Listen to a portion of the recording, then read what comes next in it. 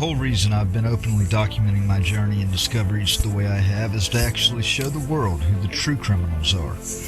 Those set on total destruction and devastation to our way of life, to our Constitution, especially the ones in positions of power and authority that rule on their feelings instead of ruling equivocally and by established law.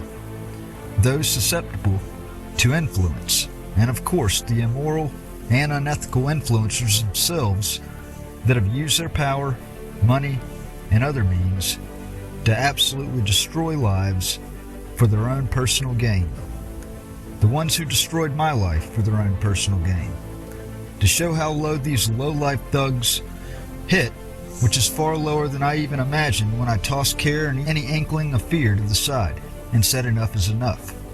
Hitting low is one thing, but hitting below the belt to a flagrant abuse of an unbelievably tainted legal and judicial system and steadily using that as a weapon of choice is a full-blown declaration of war on American soil, by the very definition of a domestic enemy. This is exactly what our founding fathers warned us about and had the knowledge to foresee in the future. That is why they crafted the Constitution the way they did, and that is why everything is laid out the way it is in the Declaration of Independence that preceded our Constitution. I believe the preamble says it best in saying that we hold these truths to be self-evident, that all men are created equal, that they are endowed by their Creator with certain unalienable rights, that among these are life, liberty, and the pursuit of happiness. I 100% declare this to be a constitutional crisis and an ethical atrocity. I have demonstrated and produced non-stop evidence supporting just that, the entire time. Beyond all doubt, this area has casted the largest cast net of lies I've ever imagined. It has fallen gullible to extremely corrupt judges, appointed and elected officials, law enforcement agencies both state, county, and federal, the liberal news media completely ignoring all evidence and proof of wrongdoing, and so have a majority of the citizens in this area. It's like every single attorney has fallen asleep at the wheel, and everybody as a whole turned completely robotic, as if they were brainwashed, as if they were being controlled, manipulated.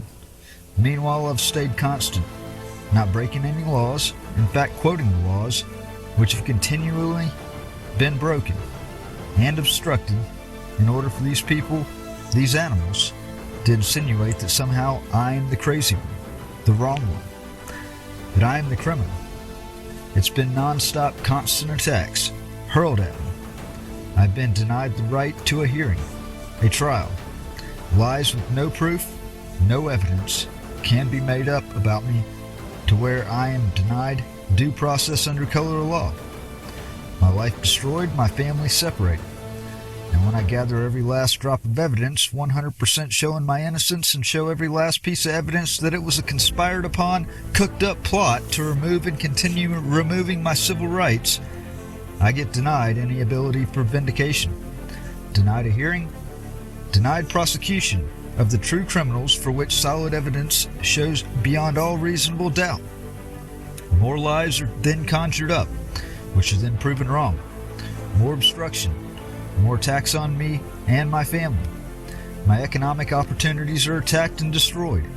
The media acts like they don't see a thing despite everything even published. It couldn't be any clearer than what I've made it. And God help me if I hadn't have published everything along the way to corroborate every last thing I've said. Because for sure, I would be labeled as crazy by these people, and it might just stick. The problem for these people is them really truly trying to assert that makes them the crazy ones. Because the evidence is here, and it shows every single thing I've claimed from the beginning. I am a patriot, a Marine Corps veteran. I pledge to the defense of our nation, to our Constitution, to protect and defend both from all enemies, foreign and domestic. We are, in fact, in a time of war, a time of uncertainty, a time prophesied about in the Bible. Evil, pure evil, has plagued society and the world we live in. It's beyond me that someone has so much sway, so much influence to control the reporting of every station in the media, to influence and control the judges, attorneys, committees that hold attorneys and judges accountable, Law enforcement agencies, both state and federal, with so many in every echelon of our government, you would think that I am indeed the crazy one, and that's what they want you to believe. That's what Ray and Robin Tannehill want you to believe. And they do a phenomenal job of it, let me tell you. Impressive, mind-blowing, bravo. Controlling every facet of an already corrupt government teeter-tottling on the edge of complete chaos that in no way can and will sustain with how far off track everything has gone in society. The complete disrespect and disregard for our Constitution, our veterans, and the rights afforded to us, our unalienable rights bestowed upon us by God. A time when Democrat leaders push a mask-wearing mandate while allowing and supporting abortions, even late-term abortions, leading to an exponentially higher amount of deaths than what some introduced China virus could ever have done. See, it's all about control at any cost, and it couldn't be any more evident than the proof that has already been generated up to this point with my journey to vindicate myself and hit back hard in the producing of Riding with the Outlaw. This type of disgusting fraud and corruption, the stacking of the deck, the further politicization of the courts, and the further manipulation of the media will never be condoned by a free society still composed of patriots, militia, and all who pledged a lifelong oath to America to protect and defend against this very thing. Tyrants will never be allowed to stand on American soil. It's crystal clear that at the hands of a socialist mayor and her puppeteer husband, that the city of Oxford and its surrounding areas have become Constitution-disregarded zones that are not ruled upon by law, but rather ruled upon by mob and influence. It has forever destroyed the integrity of the state that I held in high regard at one time, when its citizens actually had a backbone, understood right from wrong, had a strong knowledge and showing of ethics, rejected socialism and its ways brought about through the tyrannic ones at the top of the pyramid, throwing their influence to bring about whatever change they desire without regard or care for our established laws, our supreme laws, and human decency. As I've said, animals, disgusting animals, that have taken society to a point of being at war with itself. The people that will be responsible for the largest bloodshed in the history of the world when the Second Civil War breaks out within the boundaries of this once great nation, and it's lingering on the horizon.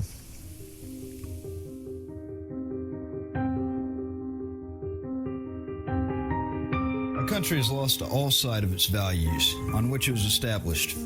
A lawless nation of laws.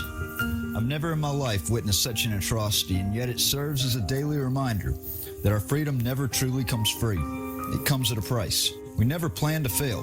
Rather, we fail to plan. And that's what truly holds each and every one of us back from our true potential. Be thankful for each and every opportunity. We stand for freedom, liberty, and the Constitution. We will combat all those who are corrupt. We are America's insurance policy. We will not see our republic fall. We are everywhere. We are the 3%. While that motto energizes me to the fullest and truly is one of my favorites, it's way more than just your run-of-the-mill motto. That is a key motto among a band of brothers that I became a part of back in 2017 called the 3%ers. I guess from an unofficial standpoint, I became part of them back in 2008 when I took an oath to support and defend the Constitution of the United States against all enemies, foreign and domestic, that I would bear true faith and allegiance to the same, and that I would obey the orders of the President of the United States. But hey, who's counting time? Especially at a time where there's more of it than we know what to do with in light of this latest pandemic, the coronavirus. If anything, even somewhat positive came from the government intervening with businesses and with the issuances of stay-at-home orders. It was that it gave me some time to move forward on preparing everything, to come forward with my story from 2017. When anyone is backed far enough into the corner, to a point of not having any perceivable breathing room, instilled human instinct is to fight back. That proverbial last straw that was hanging by a thread broke not so long ago when for the third time in 3 years, my almost 6-year-old daughter was used as a chess piece against me and a staged war of the courts by her mother, who in my opinion should have been committed to a mental asylum many years ago. But that's a different story for a different day. This is about justice, but not just for me. Because at the end of the day, no matter how cut and dry the evidence is, that I was framed by a ridiculously corrupt local government, taken over by some of the most heartless, careless, and quite frankly dangerous people when banded together the way they did back in 2017. I say that with 100% full confidence, and while some may not side with me, we all know the extents the Democrat Party will go in order to ensure a win. So be it if morals and decency get completely tossed away. We've seen example after example of it over the last 5 years. So my story, when all laid out, should not come as a complete and total shock to most, although the particular details of everything are absolutely disgusting. And as such, these people should absolutely be brought to justice, and I would hope that after hearing the details, the FBI would conduct a non-biased, thorough investigation into the facts of everything in order to do just that. It was not long after President Trump took office and all the proof had surfaced in regards to the extreme corruption shown by the Democrats to obstruct and break any law and moral code they needed in order to accomplish their set-out agenda. There were many people that thought I was crazy for taking the counter stance that I took, standing up for conservative values, but ultimately for standing up for our constitutional rights and those rights which make us the constitutional republic that we are. I never had an issue standing up and speaking my mind on any issue. And while I may have disagreed myself with the views of others, I always believed they had a right to voice their opinions. There were many loudmouth liberals that called me every name under the sun, even threatened me. My own family was confused as to why I so adamantly held firm on my beliefs and wasn't afraid to walk into a lion's den of those who had a different opinion. And a big chunk of them sharing similar opinions of others in the room, being that they didn't want me there and they wanted me silenced. That leads on to one of my favorite quotes by a man named Steve Jobs, founder of a company called Apple. While Steve and I probably came from two completely different sides of the political spectrum, I can find vast amounts of appreciation in his key quote, which reads as follows. Here's to the crazy ones, the misfits, the rebels, the troublemakers, the round pegs in a square hole, the ones who see things differently. They're not quite fond of rules. You can quote them, disagree with them, glorify or vilify them, but the only thing you can't do is ignore them, because they change things. They push the human race forward. And while some may see them as the crazy ones, we see genius, because the ones who are crazy enough to think they can change the world are the ones who do. I would say that I've always been patriotic to the core, and that dedication and true patriotism peaked in me for the first time when I enlisted into the United States Marine Corps back in December of 2007. It would peak again at an even higher level, just shy of a decade later, when our Constitution and the very things I believed in and took an oath to defend came under siege.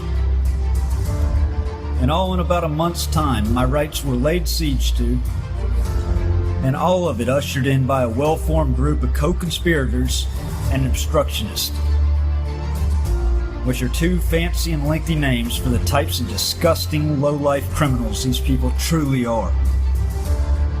See, I was framed on a crime I did not commit. I was framed on a crime I could not possibly have committed. I was presumed guilty until proven innocent. And due process under color of law, and that which all citizens are to be afforded under the United States Constitution, was never given to me. The only thing these animals had going in their favor was fear-mongering and coercion tactics, the left-wing media propaganda, and the assumed power given to them under their appointed authorities. The craziest part is that all but maybe one or two still hold their same appointed or elected positions to this day. But with most of America fed up with scandals such as this atrocity, the time is now for true justice to be rendered and for me to clear my name in an attempt to get my life back, my rights back, and to truly walk from that city and county knowing that it wasn't for nothing and that justice was served by a non-biased and fair judicial system that respects and preserves due process and isn't out for a tacky decimation of another's rights and life for political purposes and social gain.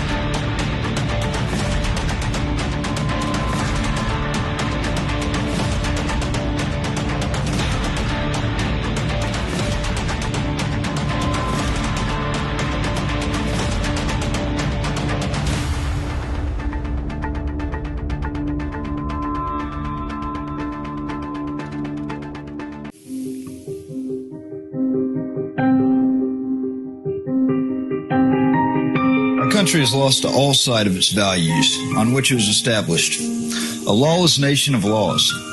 I've never in my life witnessed such an atrocity, and yet it serves as a daily reminder that our freedom never truly comes free. It comes at a price. We never plan to fail. Rather, we fail to plan. And that's what truly holds each and every one of us back from our true potential.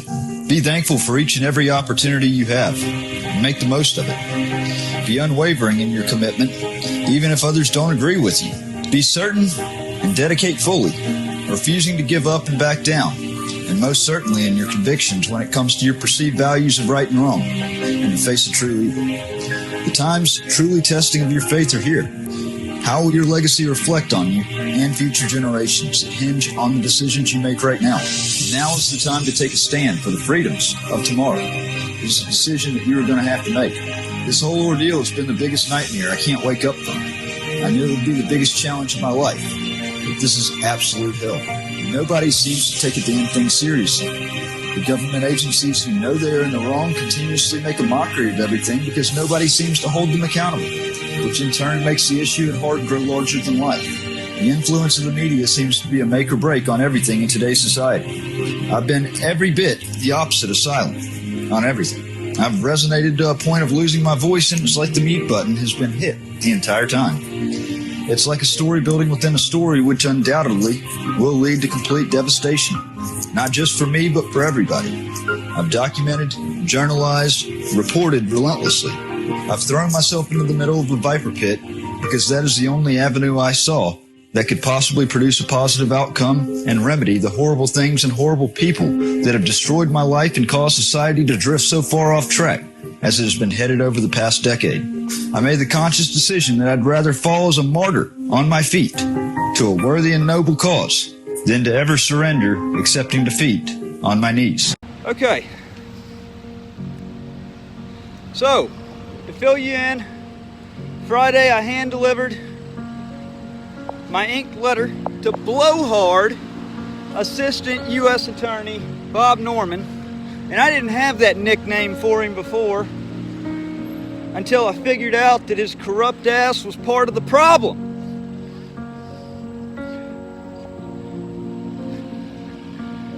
So, what happened? I said, "Do you remember me?" He said, I do. And he looked at me when he first saw me like he already knew exactly who I was. I knew he knew who I was. I just couldn't remember what his name was. I put my trust in this assistant U.S. attorney to guide me in the right direction, or to take the evidence I already had and do something about it. The problem is, because I'm not a socialist, because I'm not a Democrat, because I don't fit the agenda of this city that they're aggressively trying to shove down the throats of the citizens in this area, because I take a stand for what's right, for the Constitution, for Southern heritage. I had information that would have had ramifications on the incoming mayor and her husband back in May of 2017. I told Bob I was trying to find out why the U.S. Attorney's Office for the Northern District, which has a fiduciary responsibility, a moral responsibility to investigate crimes of corruption and certainly to prosecute them if they exist, why over about 2 months' time I got the runaround, I got kicked to the back. They refused to give me a call and look at all the evidence that I had gathered in regards to this being 100% framed, my civil rights being conspired upon to be removed. He wouldn't give me an answer.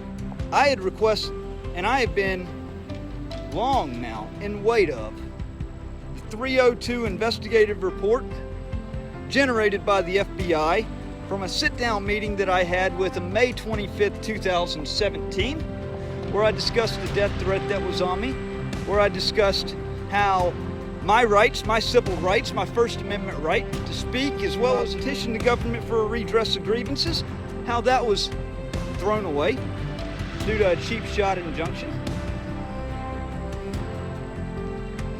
And anytime the FBI meets with a citizen, anytime that there's any kind of interview, especially at a field office like it was done, it's supposed to be done in the presence of a second agent. And that was the case. There were 2 agents that sat down with me in the conference room of the local field branch office in Oxford, Mississippi. In a FOIA request, a public records request, I have requested the 302 from that sit-down meeting to corroborate everything that I've said. I also know that the FBI is a politicized weapon. They've been a politicized weapon. They especially were activated as a political weapon when the 45th President of the United States, Donald J. Trump, was elected to office. You see the proof with General Flynn, how the crooked FBI illegally wiretapped him in order to purposefully frame him to try to get inside of the Trump organization. And so I know not to trust the FBI to do the right thing. So in addition to this 302, which is missing according to the FBI, they will not respond to it, I also requested the video evidence of this sit-down meeting to corroborate the accuracy of the 302. And what do you know? The video is deleted after a certain amount of time that they could not specify the amount of time. They simply said that it's up to their technicians to determine. So when I pressed Bob Norman for this, for why they sat by with a moral and fiduciary obligation to answer the call for help to prevent public corruption, he wouldn't give me an answer. I asked him about why his office would not even so much as return a phone call to examine the evidence. He would not give me an answer. I said, Bob, your office, and this is why I put together the open letter that I did, because whether or not the U.S. Attorney for the Northern District of Mississippi wants to provide an answer or not, that letter needs to go on file at the Department of Justice in Washington, addressed to Attorney General William Barr. This corrupt bullshit has gone on long enough. It's affected enough lives, it's destroyed enough lives, and God knows it's destroyed mine. Marine Corps veteran, patriotic citizen. My rights are brutally trampled on, and nobody seems to give a shit. And what is apparently a dumbed down society from people drinking the Kool-Aid that's been given by our government pushing some kind of alternate plan here. And I have full faith and confidence in our Commander-in-Chief, Donald Trump. There are enemies of our country embedded in the alphabet agencies, the FBI, the CIA, the NSA, that are directly causing significant harm to our society. They're not going to stop. They're not going to back down until they completely destroy it.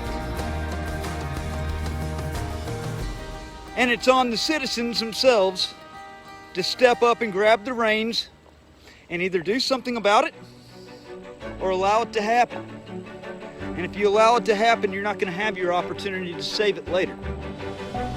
And that's why I'm taking the aggressive approach that I'm taking and trying to vindicate myself through riding with the Outlaw, to trying to get to answers. Assistant U.S. Attorney Bob Norman, when I told him that he and his office had a moral and fiduciary obligation to protect American citizens, to go after, to prosecute the real criminals. His answer to me, which was absolutely gawking, was our office is protecting the public from criminals such as yourself, knowing that everything, the letter, the DVD that I just gave you, everything that I've uncovered and I've published, there's absolutely no way I could have possibly committed the crime that they accused me of. The FBI knew it. That's why the 302 is missing. That's why they will not respond to the FOIA request. That's also why the Sheriff's Department in Lafayette County, as well as the Lafayette County's attorney, when pressed for details about that May 24th, 2017 phone call, which through the Sheriff's Office, through their own admission, was what generated the warrant for them to come after me, for them to ambush me on the square in Oxford when I was going to a bar to sit down with a friend to have a beer on May 26th, and this blowhard U.S. attorney wants to call me a criminal. He's the criminal. He's the problem. He is directly the problem. Bob Norman.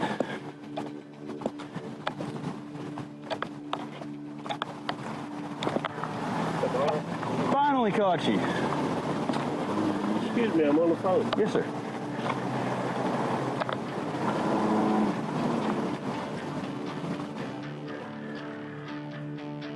Sir, what can I do for you? You've been a hard guy to reach. Well, I'm still trying to get to the bottom of everything. It's been fraudulent concealment out the ass. You know you guys are holding on to something, they're not giving up.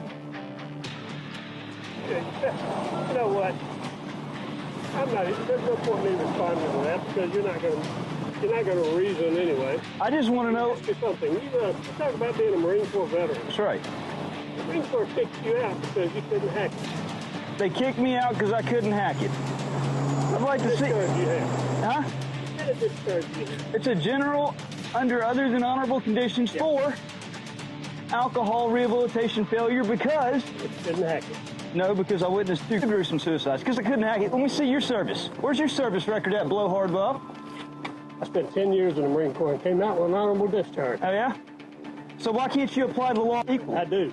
You're a convicted felon. Okay, and I've also, per the rights granted to me in the Constitution, I have every right to obtain justice, to seek justice. Every right. Granted to me under the United States Constitution. You got justice. Under the United States Constitution, you're a crooked son of a bitch.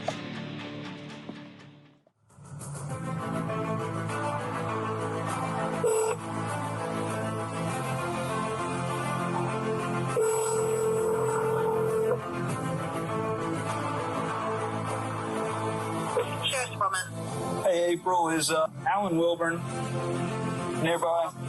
Hang on.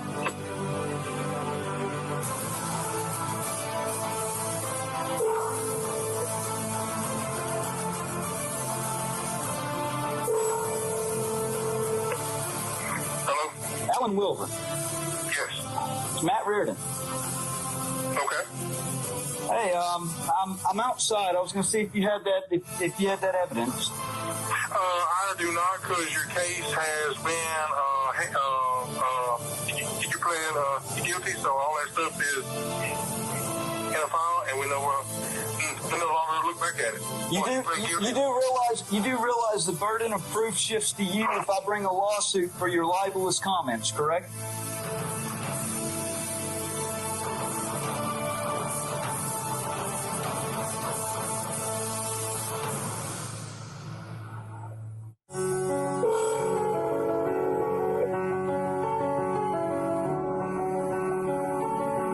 Hey, come here, I gotta show you something.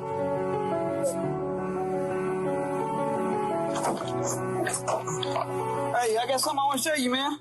Because I'm reporting the news. Did you see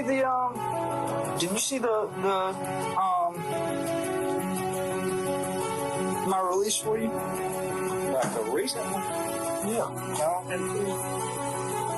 Let's see. What do you think about the fraud over there at Circuit Court? The what? The fraud at Circuit Court. What about that fraud? So I caught them changing records up there. Luckily, I had the screenshots. Yeah, you know who it is. I have the sunlight. There you go. A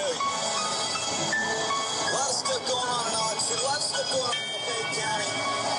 Son, you back full strength. Now you're getting a call. That freedom ain't free. It comes with a price tag. Yeah, you know who it is. Life been cold for a little while.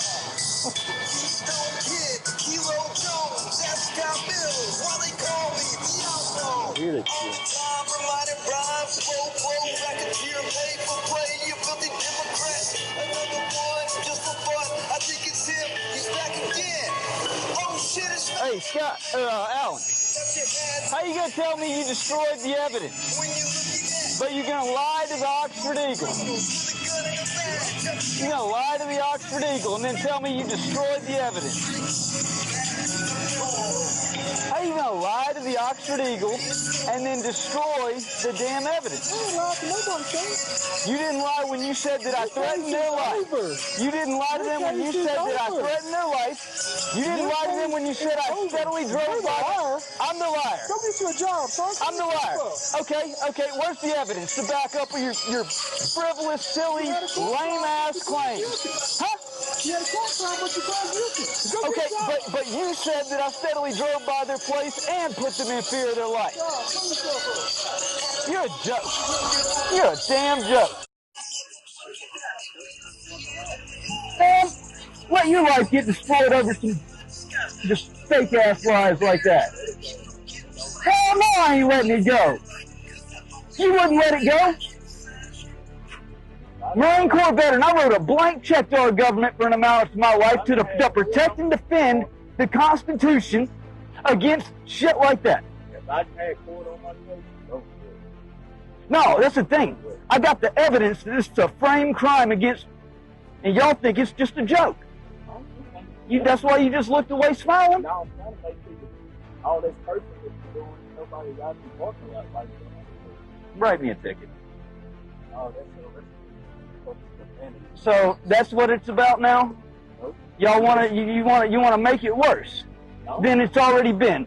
I've already lost my economic opportunity. I've been attacked 10 ways to Sunday, and then you want to talk about I shouldn't be mad? Y'all come out here as a crew, not one of you truly understand what it's like. I found fraud at circuit court. They're changing records. They're steadily trying to cover up, play cover up. He's destroying evidence. It's ridiculous. Have you contacted an attorney about any of that? That's the thing. Ray Tannehill. It all goes up to the top, to the mayor's office. It's funny that Ray Tannehill gets appointed by the Supreme Court to the Mississippi Bar Tribunal. You know, coincidentally, the people that you complain to if it's a bad attorney. I was misrepresented. Well, none of the attorneys will have anything to do with me, and I know it's because of influence. You go to writingwiththeoutlaw.com and go to mattreardon.com. Look at all the freaking, I mean, it's indisputable. It's indisputable. There's fraudulent concealment going on. They're not, I mean, the May 24th phone call, which is what Jared Bunder got the warrant from. Nobody will tell me who made the call. I know it came from the top. That's why, because honestly, the covenant to not sue, Lafayette County, the Sheriff's Department, all that, the county would have been perfectly fine had they not have fraudulently concealed and refused to produce the information requested on a public information request, which was that. Now the covenant to not sue is kind of out the window, because now I have a reason to sue. Until they did that, I was kind of stuck by the covenant to not sue they made me sign. So it has to be somebody really important that made the call, and all evidence points to the Tannehills. See, the funny thing is, 22nd they took out an injunction on me. I get hunted down on the 23rd, 24th, mysterious phone call comes in. The 25th, I meet with the FBI. They will not produce the 302 request from the sit-down meeting on the 25th. 26th, I get ambushed. I'm supposed to get 48 hours in jail before I get a bond hearing. I'm held for 96. Nobody's given any kind of explanation for that. Oh, 96 days, not a bond 96 hours. So 4 days. 4 days. You have to go before a judge within 2. It was 4 days before I went before a judge. Judge Bell, Carolyn Bell, she refused to let me address the court to show that I had a bill of sale proving I didn't purchase the AR-15 until May 20th. They allege on or before May 8th. I used that AR-15 to put the Lynches in fear of their life. But I was going to their bar every day pretty much up until the 19th of May. Why would I put them in fear of their life? I don't even know where they live. And then, I mean, it's the craziest witch hunt ever. It's destroyed my life over lies. Well, none of us out here personally worked on your case. No, I know. So we don't know anything about your case as far as that goes. I just want to find answers. I'm doing my due diligence as afforded to me by my rights in order to the few rights I have left, in order to seek vindication and to hold the responsible parties accountable that are the true criminals. Because I'm going to tell you, if they could do it to me, if the government could do it to me, a Marine Corps veteran who, pledged a lifetime oath to our country to protect and defend it, they could do it to anybody. And that's the scary part. They do it to somebody that freaking pledged their life to our country. I was a airframe and hydraulic mechanic. I was, unfortunately, I never deployed. I was in a non-deployable squadron. It was BMAT 203. It was 4 years. From the end of 2007 was when I joined in December, and I got out in 2011. I got out for alcohol rehabilitation failure. There were 2 gruesome suicides. One of them it was June. It was at Camp Devil Dog, the Marine combat training that I was in. That was the last time that they allowed live rounds on Armory Watch. The dude found out that his girlfriend back home was Dear John in him, and yeah, I went to rehab while I was in the Marine Corps, and then after rehab, you know, they had strict orders for me not to drink, and you know, fuck no, hell no. Huh. Do I sound like I'm under the influence? Am I making any kind of weird movements like I'm under the influence? I mean, I think you would be pretty pissed off. Like I said, put yourself in my shoes for a second. I'm trying to find out why. You know, the Oxford Eagle article, there were millions of splinters sent through this area based on lies. Alan Wilburn's in the Oxford Eagle article saying that I would drive by their place and I threatened their life multiple times. Yet, there's no proof. I never once threatened anybody. I've always claimed to be a patriot. I would never put anybody in harm's way. I would protect innocent people, my family, myself. That would be the only time I would engage somebody. But, I mean, I just simply want to know, where's his proof for saying that? How's he going to give? He's been doing this stuff for long enough. He should know better. He should use the word allegedly. Okay? In something that's currently going on, the word allegedly. You don't actually say in fact something to the media unless you actually have proof. And he knows that. And I'm asking him for his proof because that's what a lot of people are going on and spreading their lies, and he doesn't have it.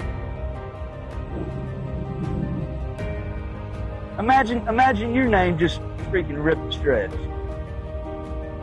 And you got Sleepy right here. How are you?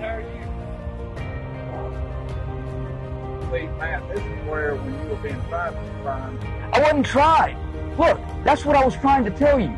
Judge Bell gave me a $150,000 bond, okay? 4 days after I was arrested, knowing that I couldn't afford that, okay? No. I sat in jail for 6 weeks. I kept trying to get a bail reduction hearing. The guidelines established by the Supreme Court say for a crime up to 10 years. And see, aggravated... Huh? No. I was given 5 years. I was given 5 years supervised probation. Yeah. Your attorney could have filed for a motion of discovery. He didn't. My attorney was part of the problem. That's why I'm so angry. My attorney was part of the problem. He told me to if I didn't plea out, that they were going to throw the book at me. They were going to railroad me with a whole bunch of other charges, made up charges, to get a guaranteed conviction so they could send me to Parsons. And so I could either plea out and take the banishment and leave Oxford and Lafayette County for 5 years, surrender my guns. My daughter lives over here, and she's been used as a wedge of the court the entire time. She was used as a wedge of the court then to manipulate a favored outcome. What did you do? Huh? What did you do? What did I do? Did you plea out or anything? Yeah. I took the advice of my attorney because I wasn't getting a bond reduction hearing. And a presumably innocent person sitting in jail for 6 weeks, not given the opportunity to get a bond that he could afford to get out. It sounds like you need to be going to talk to your attorney, like his lieutenant. But there's people in this county. No, my attorney is part of the problem. He's the most corrupt thing of all. I don't have anything to do with it. Well, how are you going to know him? Get him to talk to him. With what money? Well, coming up here harassing. Harassing? Yeah, no. What has happened to me? What has happened to me has been complete, absolute hell. And so what I'm doing is what I'm constitutionally allowed to do. Matt, the North Mississippi Rural Legal Service can't. Why? Because of my ex, the one that's used my daughter against me in court. She has Christy McCoy. She put a false rape accusation against me back in November of 2018. She just went to court. She just got sentenced to 30 days because they treated it as a misdemeanor for filing a false rape accusation. Because Christy McCoy is the attorney over there at Rural Legal Services. I can't go to them for anything because of conflict of interest. Have you tried a different county to see if they have a rural I've legal called so many services different or- attorneys, man. I mean, it's ridiculous. I mean, I used to have about $8,000 a month of residual coming in before everything happened in 2017. I just got a $10,000 payout on that, and then boom, I get freaking framed for a crime I didn't commit. I'm sitting in jail. My residual income steadily dwindling. Now it's down to about $1,500 a month, and my ex takes $600 of it, and I haven't even seen my child since January. It's kidnapping. This is organized crime. RICO.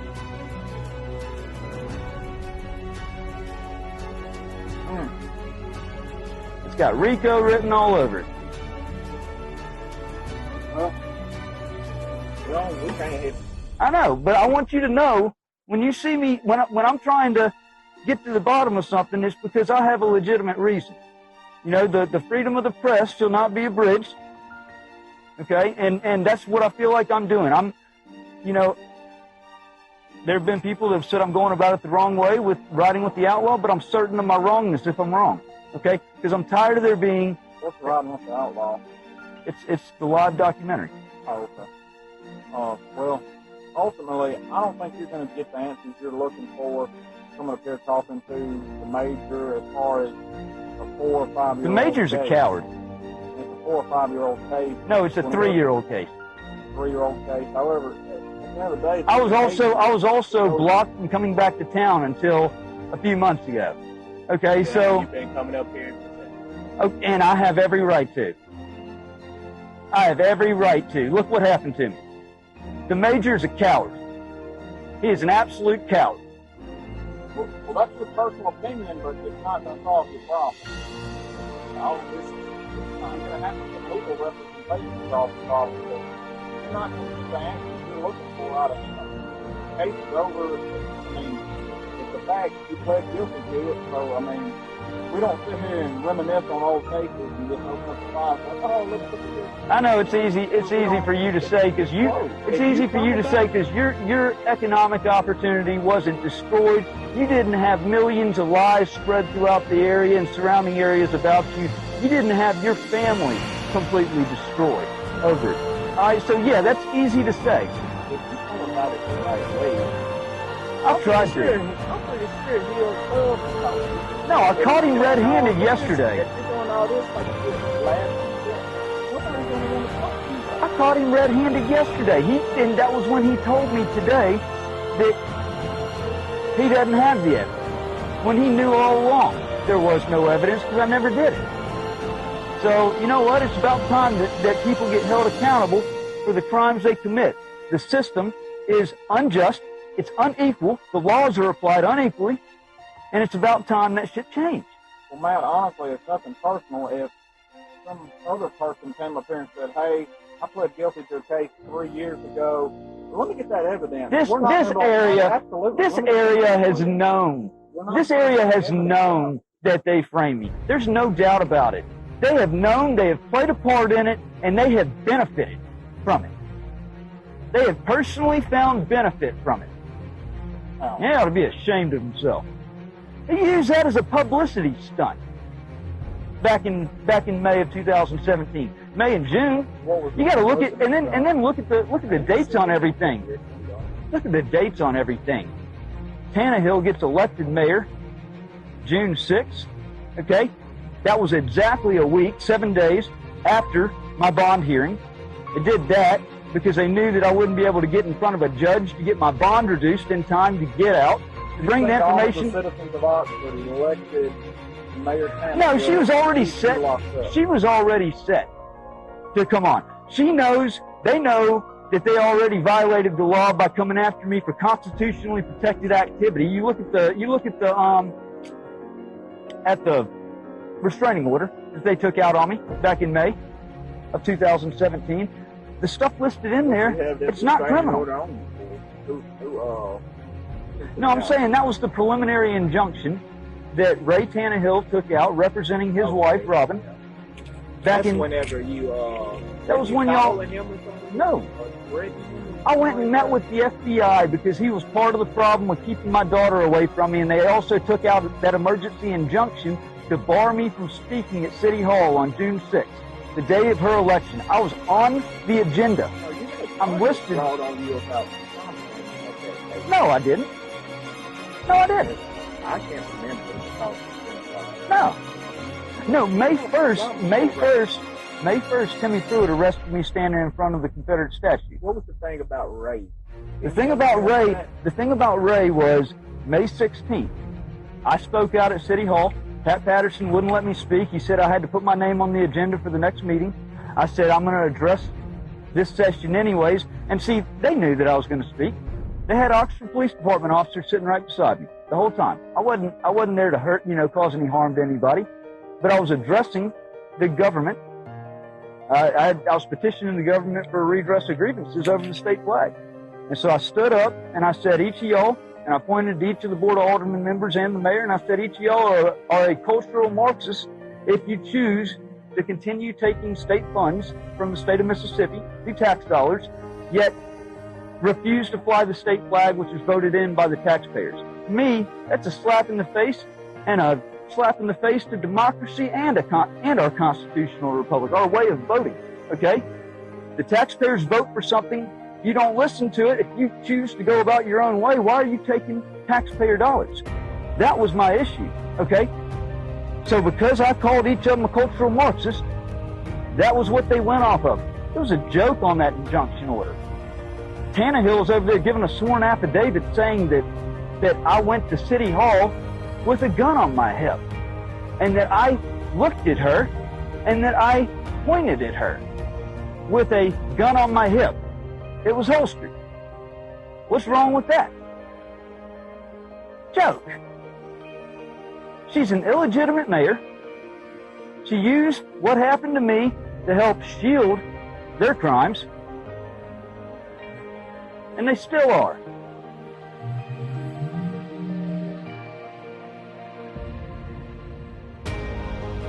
I mean, you look at the website, I've got, it's indisputable evidence. It's indisputable. The days, it's a joke. They had zero evidence for the charge they brought against me, that they made it where I could not get out, to defend myself, to show the bill of sale, all that. Wouldn't even let me speak in court at the bond hearing. Bell won't talk to me. Avent won't talk to me. Meanwhile, Bell said an accused rapist and kidnapper, a guy that kidnapped and raped a girl at Ole Miss, that multiple victims have come forward, as a joke, she set his bond at $20,000. $10,000 for each charge. $10,000 for the rape, $10,000 for the kidnapping.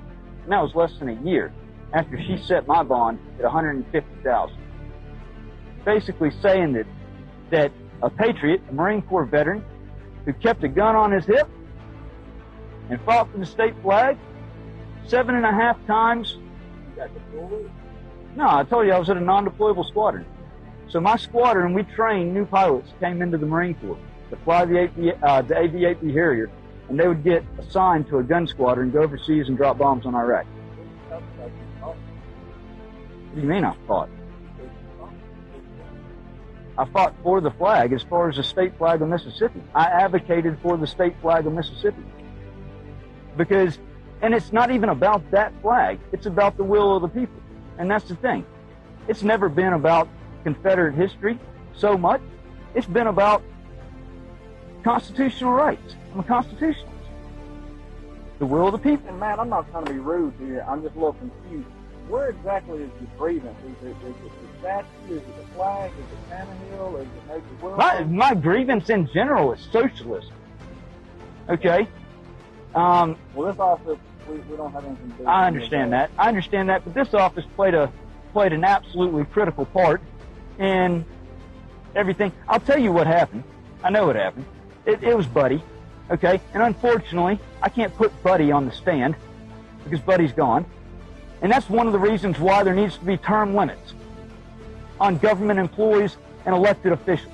Because somebody that's been in office for 40-something years, okay, you can't say that he didn't have all the sway in the world. Well, I'm spoke with your representative about term limits on elected officials. No. That'd be the route to go. Speak to your representative. We But can't no, it's not. But that's not the reason I'm here. The reason I'm here right now was because of Sleepy right there destroying evidence. What evidence do you have that he destroyed evidence? His statement to the Oxford Eagle in the newspaper article saying Major Alan Wilburn says there was no allegedly. It was, he stated that in fact.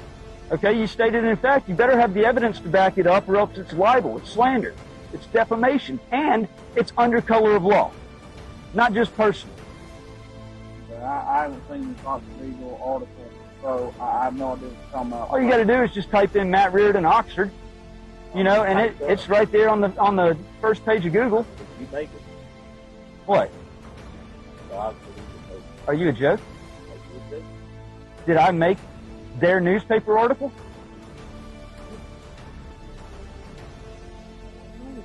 I mean, think about what you're asking.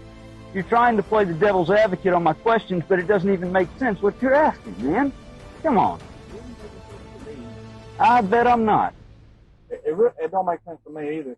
So you're saying a newspaper article stated that Alan Wilburn stated that you, in fact, did an alleged crime. That I would drive by their place, so I want to know what kind of evidence he has to back the fact that I would drive by their place, their house. I don't even know where they live. Well, that evidence would be available to you in the pre-trial phase via a motion of discovery. I know that, However, but unfortunately, I was unlawfully kept in jail on a bond that would not be lowered for 6 weeks.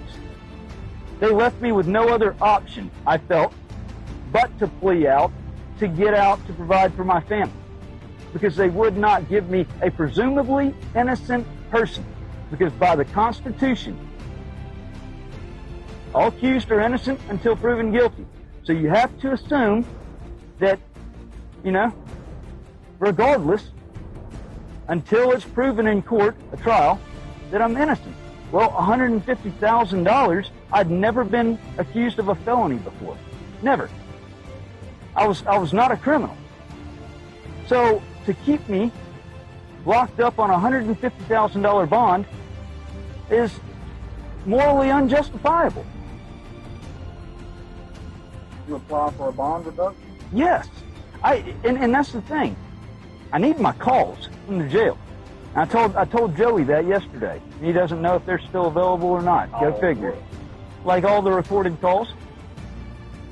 You know, from inside of the, now all calls are recorded going out. You might have to get an attorney. No, I filed my own motions. I filed my own post-conviction relief. I filed my own motion of recusal, my own motion for rehearing, my own motion to compel evidence and preserve evidence. And a crooked judge wanted to call the motion to compel and preserve evidence moot. Why? My recorded calls? I mean, I can get a subpoena. I don't need a lawyer. I file my own legal filing. Yo, you ought to see my filings I got on file over at Circuit Court. Don't blow your mind. I just filed my motion to appeal to the Supreme Court. It was 7 pages long, and I freaking, the judge, the circuit judge, should have recused himself because of conflict of interest. He knew about all the fraud committed by Lafayette County. I sent it all in an email to his court administrator because I was looking for guidance on how to get a hearing, an evidentiary hearing. Sent it to Kathy Sturdivant. She passed it to Judge Luther. Judge Luther read through all the emails. He got back to her and said, let him know he has to go to the post-conviction relief method. So she replied to me and said, Judge Luther reviewed all your emails and said, in Mississippi, if you wish to challenge a plea or conviction, you have to do it via post-conviction relief. So I filed a post-conviction relief. I raised 6 meritorious reasons, including constitutional rights violations, that it occurred in order to seek an evidentiary hearing to present my evidence. He denied it. It's the same judge that also denied reducing my bond. You know, I'm telling you, these people, if I didn't have the evidence to back up everything that I said, if I didn't document everything, then these people would be successful in calling me crazy. No doubt about it. The problem is, they're the crazy ones because I've got the evidence to back it all up. And they know that their walls are about to collapse if I get the Supreme Court to reverse and render on this. All right. So what exactly do you want from the sheriff's office? I want what the sheriff's office has been withholding from me. I want Alan Wilburn that knowingly said false statements to further destroy my reputation. I want the proof to back up his claim. If he has it, then it's not slander. It's not libel. It's not defamation. If he doesn't, he's got a problem. You cannot say that and say it under color of law about a presumably innocent person unless you have evidence to substantiate. And you know this. Y'all know this. Again, you should have got this during the pre-trial phase to emergency discovery. Once again, and I understand. I hear you. Y'all have my head all fucked up with all this. Because I'm over there, I get blindsided by a crime that I did not nor could not have committed. In fact, there's no way I could have committed the crime. That's the crazy part. If you think about this, why 3 years later would we dig out evidence and give it to the alleged suspect of the crime? Why would we do that? Because did you not take an oath to protect and serve, to uphold and defend the Constitution? My right as a citizen is to, everybody has the right to seek evidence, to obtain justice, to obtain vindication, especially in something like this where the proof has come out that you know, not only am I innocent, but this has been a conspired upon plot. You know, so why, in answer to your question, why? I mean, 3 years later, I'm within the window to overturn this. Why would y'all not have it? Is the question I would turn back around on the sheriff's department. Why would y'all not have something? I mean, the courts are instructed that in lack of evidence, they have to look at the matter in the way that's most favorable to the one bringing the action, the motion. So if the evidence is not there, if it's been destroyed or whatever, okay? Where are you at in terms of your, in terms of court? Of the appeal to the Supreme Court? So I just put in the designation of record as far as what all I want. I just made the claim of prosecutorial misconduct against Mickey Mallett. Okay. And you're waiting for the Supreme Court to get back to you, right? The Supreme Court is either going to, well, I'm still in the phase of getting the record, approving the record before it gets, transferred to the Supreme Court. They'll either take it on themselves or they will kick it to the Court of Appeals. Regardless, what I'm really appealing right here is the fact that I was denied an evidentiary hearing. I need to have a trial. They need to undo my guilty plea because you were of... given an opportunity for a trial. And you were given that opportunity. How you doing for a trial? And you pled guilty. Don't come to me with that. Is that not what it is? Don't start with me on that. You did. I understand that. But you also know everything else around it and exactly why. I've got a psychological report from a month and a half after I got out, where a psychiatrist, a psychologist, is saying that I pled out under fear and duress, where I was coerced. Yeah, it's funny, isn't it? It's funny that somebody's fucking life gets destroyed. I'm looking at it. You know, yeah, you know what movie I think about? I think about Law-Abiding Citizen. I'm actually off. I think about Law-Abiding Trying to Citizen. listen to what you're talking about. That's okay. I know the law. You're your own attorney, I guess. So, I am.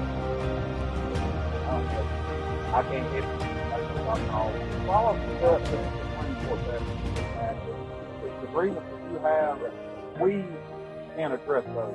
Now, because I have legitimate reason to be here. That's the thing. I do. We can both agree to disagree on that.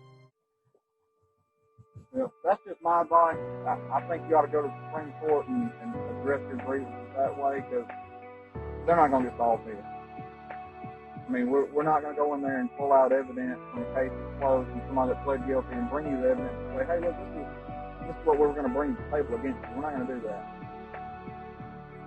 And we don't sit here and reminisce. So protect and serve. If I'm truly innocent, and there are, in fact, criminals that conspired against me to arrange this that I have proof of, the whole phrase protect and serve, why is it that I'm being denied ultimately the rights that everybody should have in making sure that the truly guilty parties are prosecuted?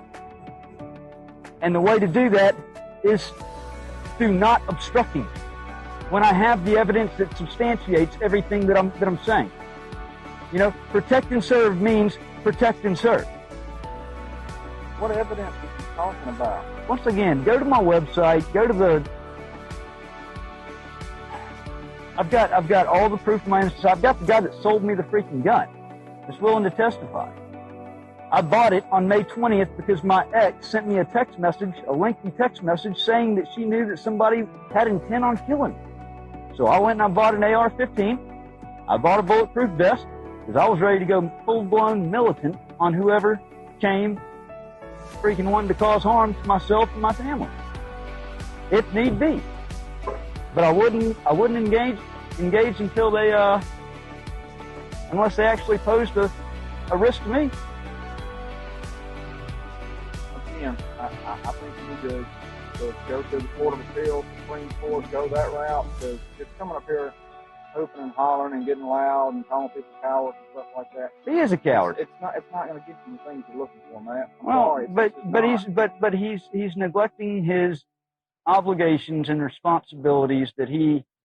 We don't have an obligation or responsibility. You do, and it's called protecting and serving. Not to turn over evidence on a closed case to the alleged suspect. Even if it's evidence that proves his innocence, y'all, that's not protecting and serving. I'm sorry, but if that's actually truly the case, then I guess I'm at war with society. They would not have. Because this is treasonous. They would not have collected as evidence to use against you. They didn't have evidence. That's what I'm trying to show here. They have not a damn thing as evidence back there. That's where that motion of discovery would have been great during the pre-trial phase before you pled guilty. This is just a full-blown declaration of war. Like I said, Matt, I got some paperwork I got to take care of. But that's my biggest piece of advice to you. Court of Appeals, Supreme Court, go that route and go from there. Because you're really wasting time up here. You know, if you want to report a crime, if you need extra control, if somebody's trying to hurt you or do anything, we're more than happy to help you out. You know, but if our turning over evidence on a closed case, we're not going to do that. Not to be alleged suspect, not without a court order. I'm not going to stop. And, I'm just saying, be smart about it. I'm going to say the same thing to the sheriff's department. Be smart about it. Don't violate my constitutional rights again. Because, you know, right now, they're lucky enough to be outside of the window, unless I were to. There's a couple of different ways that I can, you know, do the fraudulent concealment claim. But they violate my rights again. Trust me, I've studied up on the law. I know every single bit about the law, and I know exactly what all has been done to me from over the past 3 years. So, I mean, it would. I'm just gonna advise that you guys, you know, apply the law properly and evenly, and you know, don't buy into any corruption that's being passed down from, even if one of your supervisors, you know, that's the thing. This town is split. down the middle. So is the courts, politically. But this town is split, especially its departments, its agencies, through something that I call trickle-down corruption. It's a moral dilemma, because you take an oath to protect and defend, to uphold the Constitution, but then you get put into a dilemma, whether it be something passed through the board or the mayor that you know is not right, ethically, morally, and even goes against, may go against constitutional rights of citizens, but you have no choice but to do it out of fear of retaliation, of being held, of it coming against you if you don't. And I'm telling you, y'all are putting yourselves in a lot bigger harm's way by, if you are following unconstitutional orders that are passed down and pressured. And I know it happens every day across this country in all kinds of different agencies. That's the problem, is it's getting out of hand. And there needs to be more people like me that are willing to stand up, that don't have fear when it comes to that. Truly, my only fear is the true criminals getting away with it. Other than that, I have none. Zero. All right, well, I got some paperwork I have to take care of. Okay? All right, Matt. All right, Good luck to you. Good to see you. Mickey. You know how to get the application going out. How you doing, sir? Trouble? Oh yeah. Good. Hey, I was hoping I could talk to you. Oh man, I can't. We can't. It's about Your stuff circuit court. No, I understand that. You did an interview with Oxford Eagle on May 25th of 2018. That's when the new criminals rules of procedure changed. Yeah, so I had some questions about that in regards to you had talked about the 8th Amendment, you talked about the bond, the bail guidelines, and so I was just,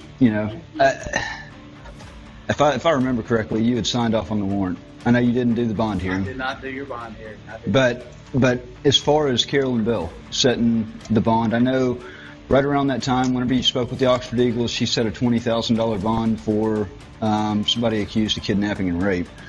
It's $10,000 on each charge. And Matt, I can't comment on stuff like that. I wish you good luck, okay? Okay, is Carolyn Bell here? I don't know. You'll have to ask one of the clerks. Okay. I got to go sign this stuff back here. Good luck, okay? So you're not willing to talk to me about it?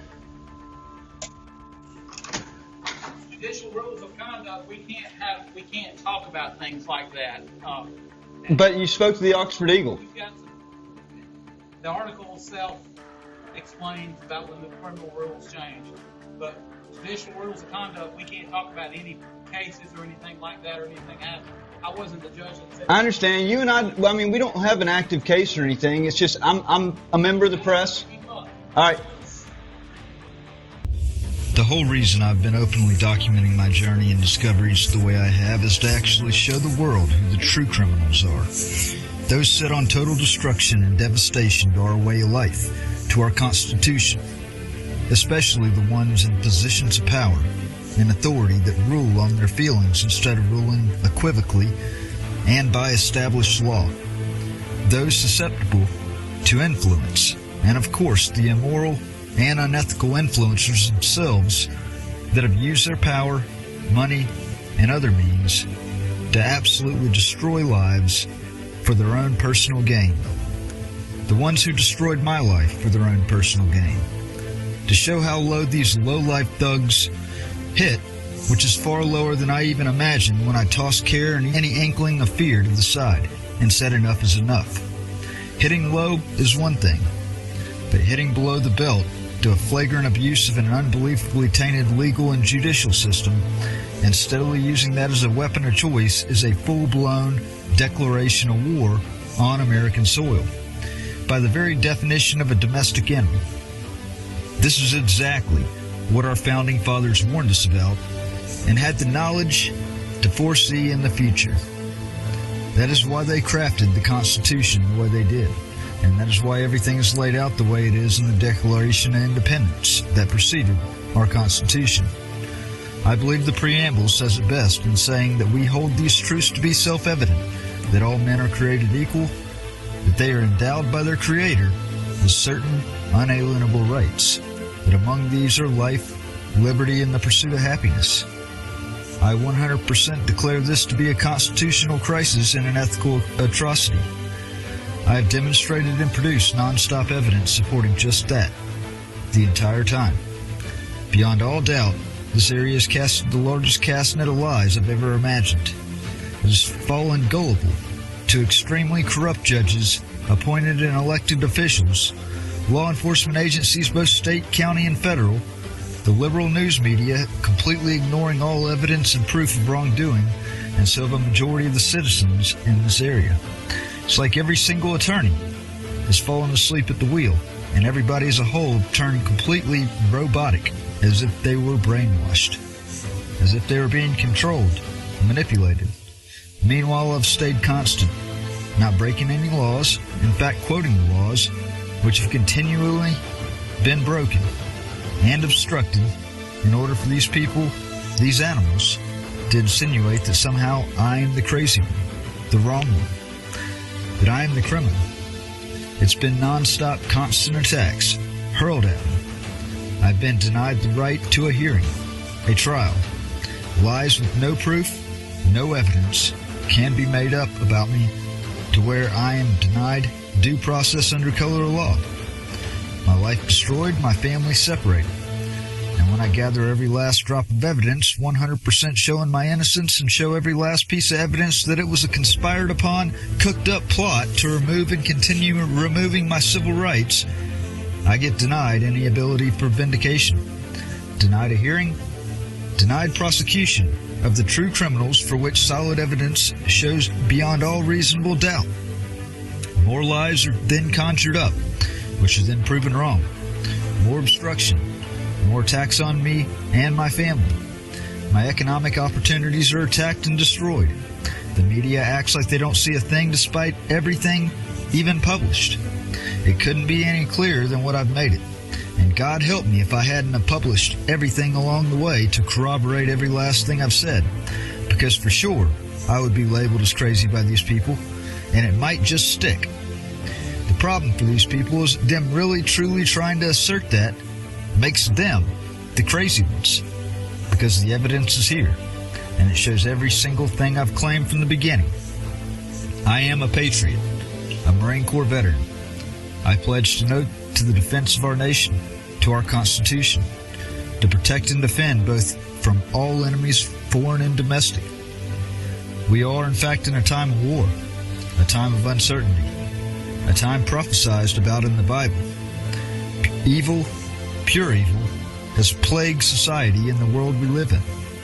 It's beyond me that someone has so much sway, so much influence to control the reporting of every station in the media, to influence and control the judges, attorneys, committees that hold attorneys and judges accountable, law enforcement agencies, both state and federal, with so many in every echelon of our government, you would think that I am indeed the crazy one, and that's what they want you to believe.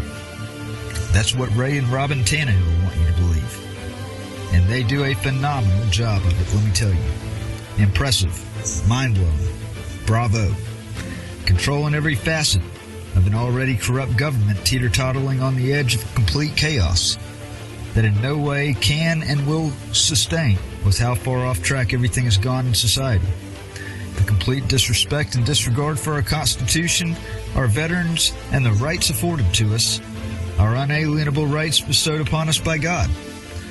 A time when Democrat leaders push a mask-wearing mandate while allowing and supporting abortions, even late-term abortions, leading to an exponentially higher amount of deaths than what some introduced China virus could ever have done. See, it's all about control at any cost, and it couldn't be any more evident than the proof that has already been generated up to this point with my journey to vindicate myself and hit back hard in the producing of Riding with the Outlaw. This type of disgusting fraud and corruption, the stacking of the deck, the further politicization of the courts, and the further manipulation of the media will never be condoned by a free society still composed of patriots, militia, and all who pledged a lifelong oath to America to protect and defend against this very thing. Tyrants will never be allowed to stand on American soil.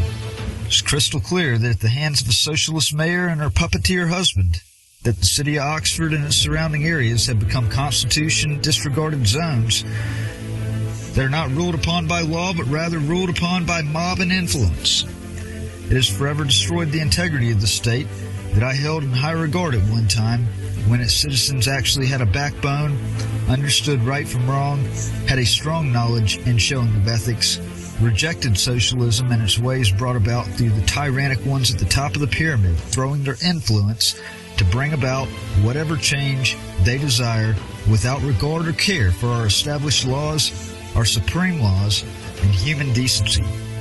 As I've said, animals, disgusting animals, that have taken society to a point of being at war with itself. The people that will be responsible for the largest bloodshed in the history of the world when the Second Civil War breaks out within the boundaries of this once great nation, and it's lingering on the horizon. But, I mean, that's why, despite through it all, I mean, I've been far from an unreasonable person, despite all the shit that I've had to deal with over the last 3 years. I know that, Matt, and that makes two of us. Well, I think what I had to deal with was a little bit more serious. Well, potato, potato, tomato, tomato. No, it was a certain huge difference, because had the circumstances have been different, and had I been living in Oxford, I would have been guilty until proven innocent, and I probably would have been fucking shanked for the accusation that was put against me. Definitely the first one, and quite possibly the second. Again, there are things that you and I both have to take to the cross. And I know for a fact that there are things that I have definitely taken to the cross and have left there. And it is pure evil and hatred for me to be subjected to everything brought up over and over again. Well, the thing is, I never did confront it. Submission to that. I just never did confront it. You and I never did actually talk about that. I have no idea why that happened. I can only assume it was probably Dustin, and played a part in it. That was a major part, yes. Again, there are things that we have to take to the cross, Matt, and leave it there. Yes, Joey, you still on? Hello? Joey. Yes. Hey, it's Matt Reardon. Hey, I sent you, so when we got off the phone earlier, I sent you over the Word document that the paralegal had sent me. It was not executed, it was not signed, but I talked to Sherry Wall, and Sherry forwarded over both the order from 2016 that showed that I had joint legal custody, everything. And then she also sent me the 2017 modification that took it back to unsupervised, showed the visitation schedule. And I sent both of those to you. I wanted to make sure they didn't show up in your spam box. Okay, I had checked my email, but I guess I didn't. Your number wasn't correct. I tried calling earlier. The deputy just got back a few minutes ago and spoke to her, saw your daughter, she's fine. Spoke to your wife. Well, yeah. I'm sorry. Spoke to Phyllis. Yeah.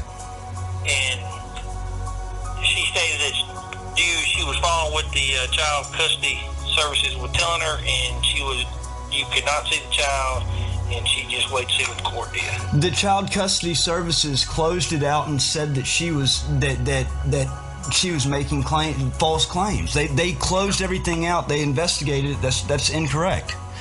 I don't doubt anything you're saying, but that's what she told us, and said she wouldn't not know.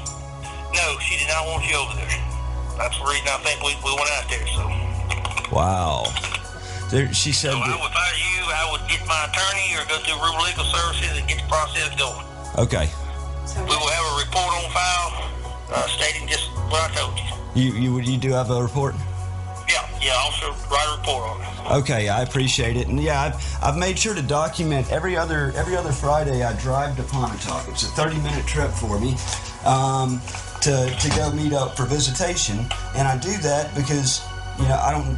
The one time that I don't, she's bound to show up and say I wasn't there. But I made sure that my wife sends her a text message every other Friday that Matt will be in Pontotoc at 5 o'clock per the visitation schedule. And she will not respond back, has not responded back once. I've wasted my time and my gas every other Friday driving to Pontotoc and driving back empty-handed. And it's crazy. I believe you're doing what's right, so I think it'll come back and it'll pay off for you. Okay. A waiting game for you, it may be bad now, but that type of stuff helps you later in court when y'all get there. It does, but it's just I cannot get these times back. You know, I feel like I hear what you're saying, yeah. And I read a report before we went out there and checked on her for you the other day. yeah.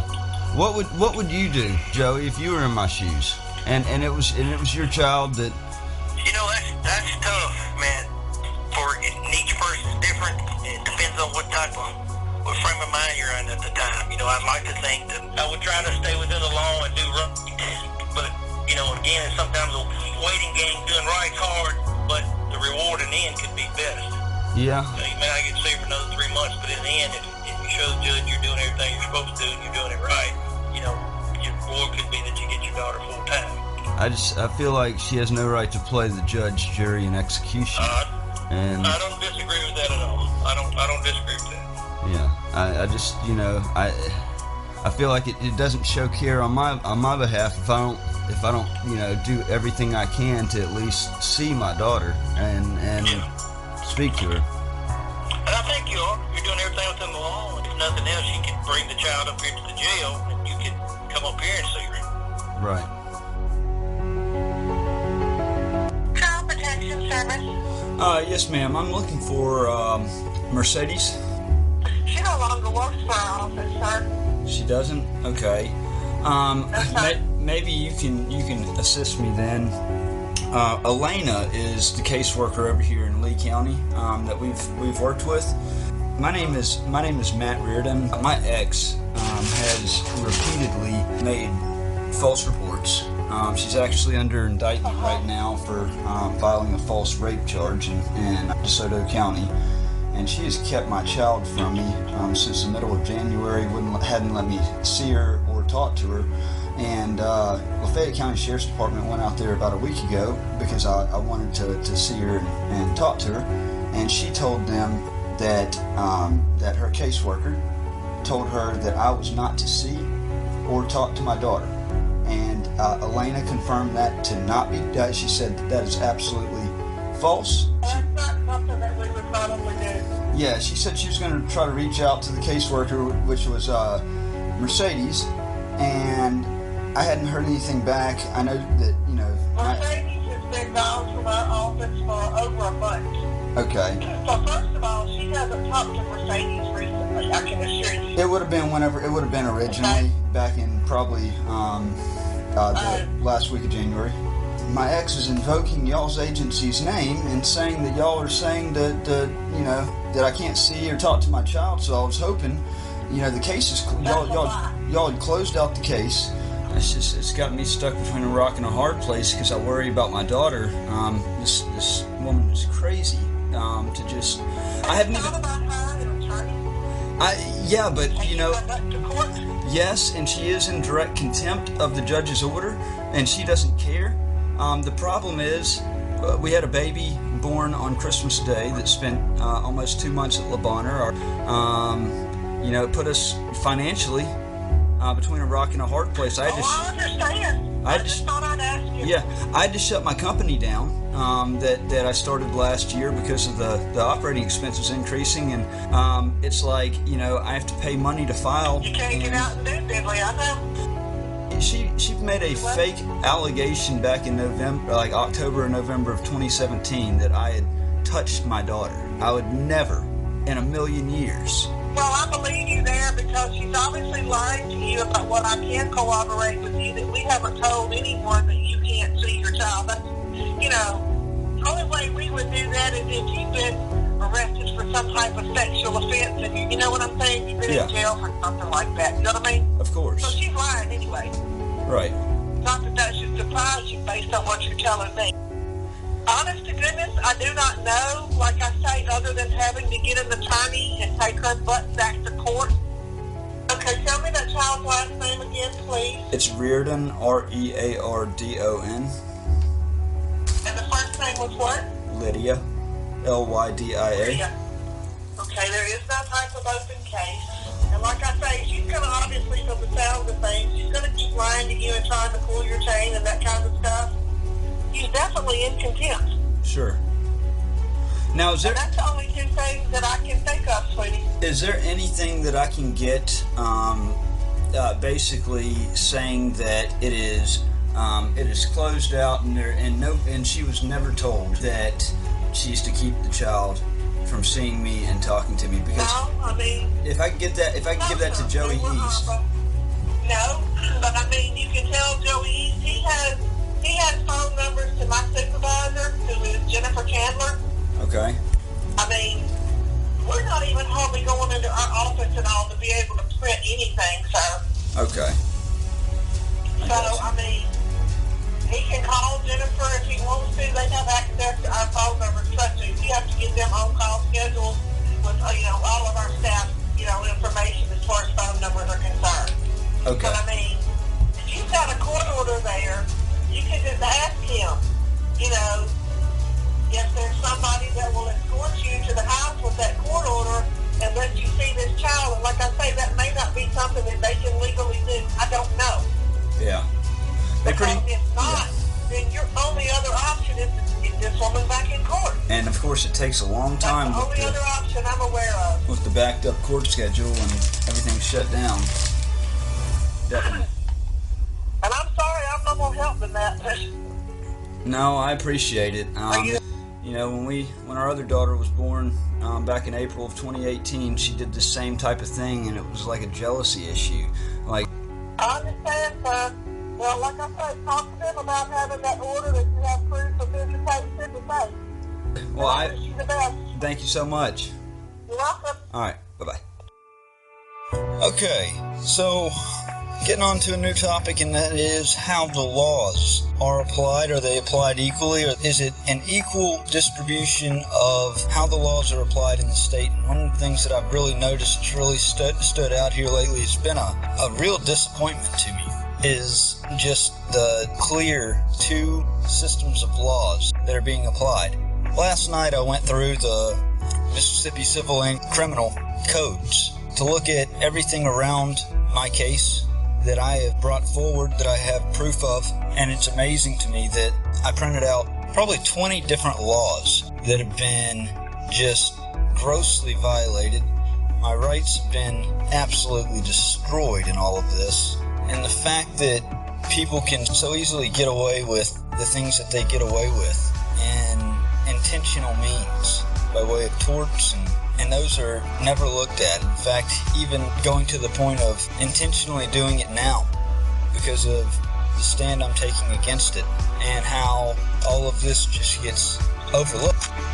And so I printed out about 20 different sheets, 20 different laws that had been just flagrantly broken. And it amazes me at how the state looks at all of this, how these municipalities do, and it's all based on who you are. If you're an attorney, it's clear that the laws apply to you differently, and you have different kind of influence to where you can actually make the same laws that apply to everybody else not apply to you, not apply to your client. And just the extreme gross victimization that is going on, how lives are steadily being destroyed.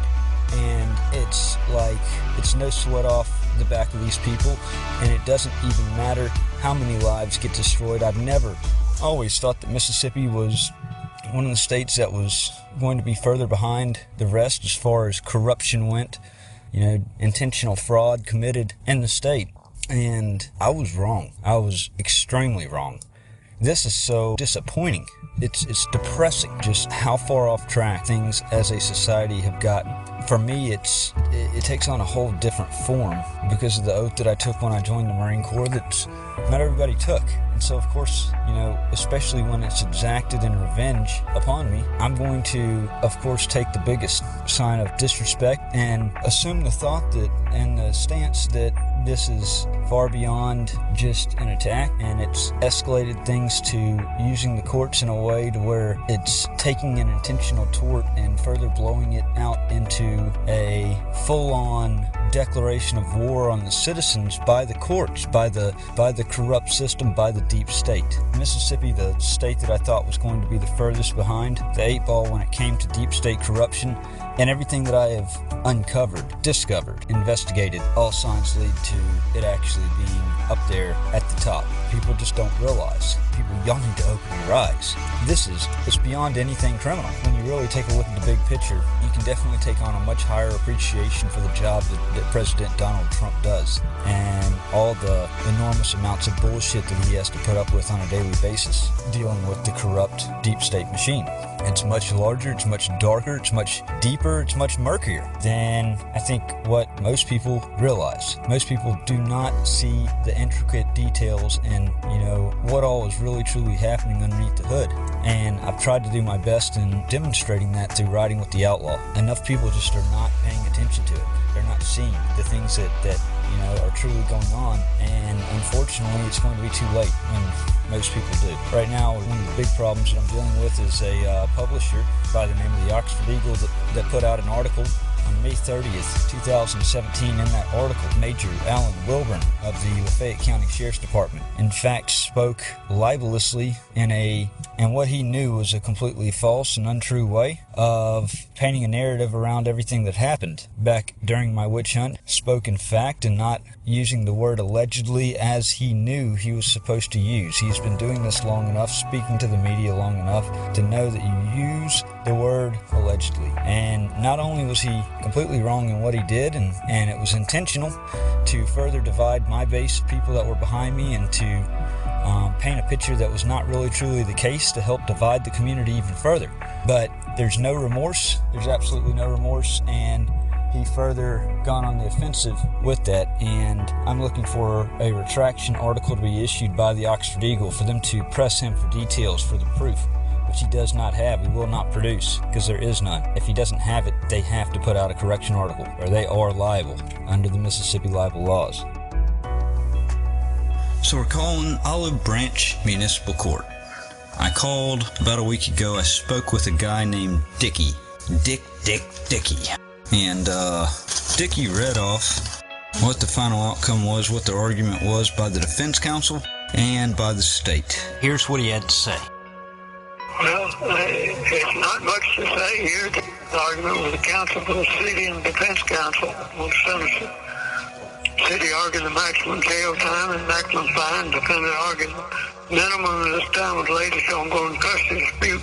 20 parties now on file in the Lafayette County Chancery Court. The court, after hearing the argument, sentenced is limited to 30 days in jail and fined $1,209.25. Court ordered a report back date to allow appeal if desired by counsel and for final sentencing. So nothing can be done until that final court date. Now that was on the 19th of October. That was coincidentally Phyllis's birthday. And then I called back on Monday, the 26th, a week later. She had trial on the 27th, the following day. Here's how that call went. Now today's the 26th, tomorrow's the 27th. The 27th is the deadline that Liz Crowder has to either get an appeal in or turn herself in to start a 30-day jail sentence. By the way, it's absolutely ridiculous that somebody could even be sentenced to 30 days in jail for falsely accusing another of rape. That is a rant I'm going to go on at another time. Right now, I'm calling Olive Branch Municipal Court. Here we go.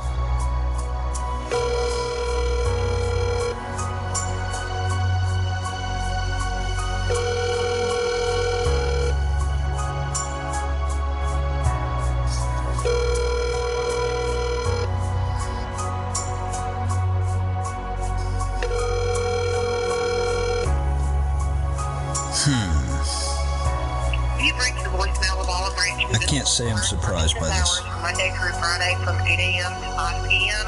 If you've reached this... Just turn it off, because, you know, they live in Memphis on the road and never turn your phone. Yeah. I wasn't going to leave a voicemail. I've never in my life seen a court that will not answer phone calls as much as Olive Branch Municipal I didn't Court. know that was even possible. I didn't either. Because every time I've gone down there, there's at least 3 people back in the clerk's office. Well, so yeah. where is everybody at, and why can't they answer the Not phone? just that, like, it's like pretty much you always know that you can call down there, or you should be able to call your city hall or whatever. Yeah.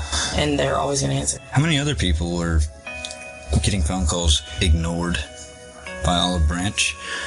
It seems that Or they should have put on a hold. there's so many places that do things just sloppily when it comes to courts. Sloppy, sloppy, sloppy. It's like sloppy seconds. Ugh. Okay, so we're calling them back a second time. It's been about 5 minutes or so. You'd think that state employees, city employees, unlike clearly the judgeless Judge Bill. By the way, I need to go try to catch her. I might go try to catch her after this. Here we go.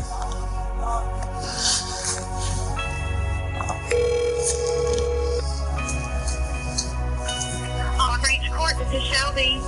Hey Shelby, I was calling to check on, I'm actually the victim in a case that had recently settled out over the past month, actually about a month ago. This is Matt Reardon.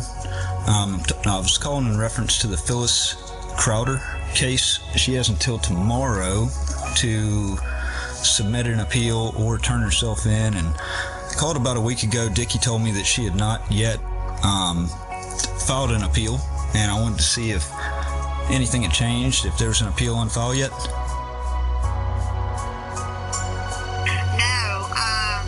she hasn't as of yet, which she can tomorrow in court, but as of right now, she hasn't that I can see. Okay, so is there like actually a scheduled court time? Yes, tomorrow at 9 o'clock. Tomorrow at 9, okay. So she would have to be there with her attorney, being that they haven't submitted an appeal yet? Yes, one or the other would have to be here tomorrow at 9. Okay. Now, is there any way, I know that I'd spoken with Ryan, of course, he's the prosecutor.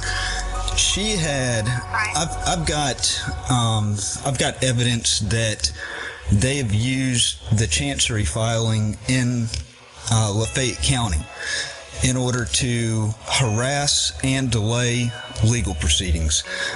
This is what they, if you look at the file, their argument was that there was a ongoing legal matter with Chancery Court in Lafayette County, and those were completely made up, perjured lies that they had done. She had another attorney file it solely for the purpose of trying to reduce the sentence on this. I've actually got proof. In fact, if you look at my counter filing against her, I've got all the proof laid out in that. So I'm trying to figure out what kind of remedies I have, being that they are completely playing the legal system in order to, and they're still keeping my daughter away from me. Well, and unfortunately, the judge here can't handle anything like that. But, I mean, are you coming in tomorrow at 9 for court? I mean, I can. I would like to if I would be able to address that particular matter. So if Christy McCoy is going to be there to submit an appeal, or Phyllis is going to be there, I would definitely like to raise that issue of what they did here in Lafayette County. I don't know if the judge has the ability to shoot down their appeal if they try to appeal it. And if they do appeal it, hopefully the appellate court would come down more seriously on her for doing what they did. It's sickening. Right. Yeah, I mean, it is open court, so you're more than welcome to be here at 9 tomorrow and have all of the documentation that you're referring to. Okay. And if, opportunity presents itself, you can definitely show that to the judge. Okay. And so the court tomorrow at 9 o'clock, that's just for, surrendering or submitting the appeal? That is her report back date, yes, sir. So the judge will address, both of those situations tomorrow in court. Okay, and is Ryan... Right then, What's that? he could send her straight, to jail. That would be completely up to him. Well, I would hope that they wouldn't continue it any longer. That would, just be. Yeah, it should be. It should be final. Final judged. But is Ryan?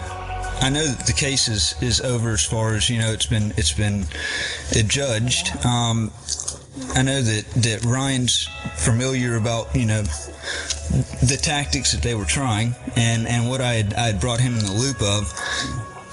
And I know the normal court procedure is like on an active, ongoing thing, that I have to, speak with him in court. But since this is settled out, I was hoping maybe that I could, bring him into the loop on everything as far as, what all has happened here in Lafayette County in regards to that. Yeah, he is supposed to be here tomorrow, so you could possibly have an opportunity to speak to him as well. Okay, I didn't know if I could speak with him today. He's not here. He's only here on Tuesday, so where he is every other day of the week, I have no idea. I have no contact information for him other than when he's here on Tuesday. Okay, and one other question I have for you. Can I get a copy of the final judgment, their arguments? Because, like I said, I'm in this chancery matter. I haven't seen my daughter since January. She's been, they've gone in gross contempt of the visitation order, and it's just been a vicious misuse, flagrant abuse of the court system. The visitation order to try to manipulate a favored outcome for them. And I'm trying to get a copy of the final judgment up there. Okay, and once we have one, we could look at getting that for you. But with it still being, ongoing and with the report back day of tomorrow, there isn't a final as of yet. Okay, and what exactly was their argument again for the final sentence? Oh, now that I have no idea. Okay. I don't have her folder. It's getting ready for court tomorrow. So I don't have any idea what's going on with this case. I got you. Okay. I'm trying to push for reform. I definitely think that somebody that falsely accuses somebody of rape or even of any felony crime definitely should not be sentenced as a misdemeanor. I don't see that as a deterrent in any way, with the seriousness of the crime that they accuse. So. Right. It is very serious. It really is. It certainly is. Okay, well, I'm glad you told me there's court at 9 o'clock, because I did not know there was actually a scheduled date and time to come back. Yes, sir. There is. Okay. All right, and is there a time? Maybe I'll try calling back before. What time do y'all leave? We leave at 5. Okay, I'll call back before 5 before y'all leave, just to make sure that they hadn't submitted an appeal like last second today. That way I don't waste my time and gas driving all the way up to Olive Branch tomorrow morning. They can have it at court. Yeah, you can absolutely do that. Okay. All right, well, I appreciate it. Perfect. We'll talk to you later, okay? All right, thanks. Bye. Thank you.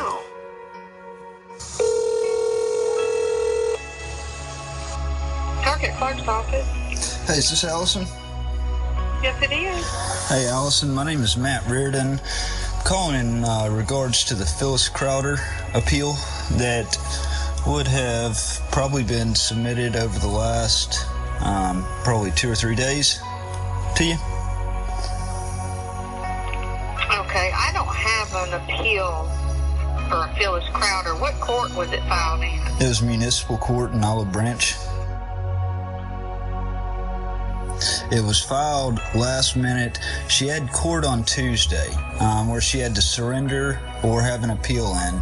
And they had told me the morning of Tuesday, about 9 a.m., they said that the day before, on Monday, which I had called the day before, and they hadn't received an appeal yet, but they said on Tuesday that they had gotten a last-minute appeal in, and they weren't sure if that was going to be accepted by the circuit court or not.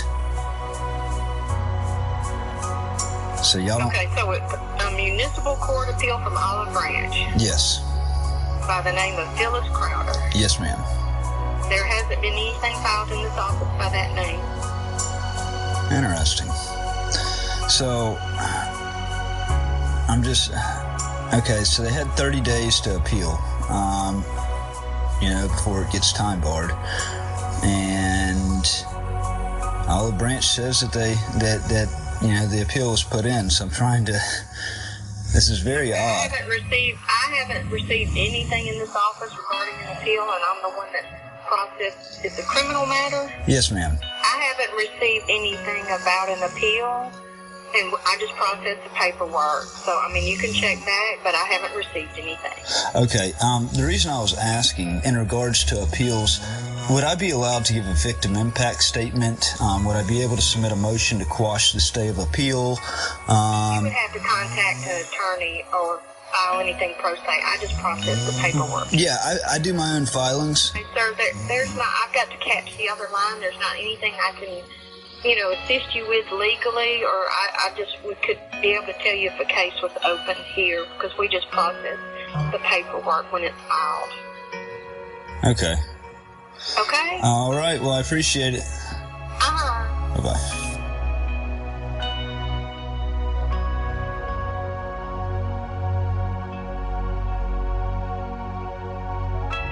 Fee provisions and practices.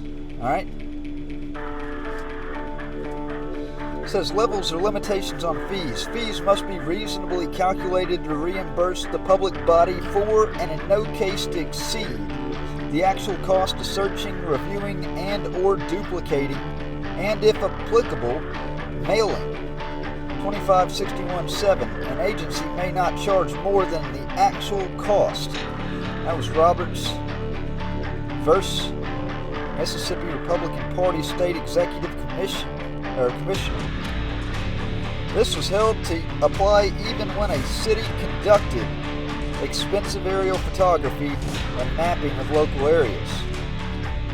Now, down here, it says there is no statutory provision for fee waivers. The statute says the public body may, quotations, public body may collect fees implying discretion.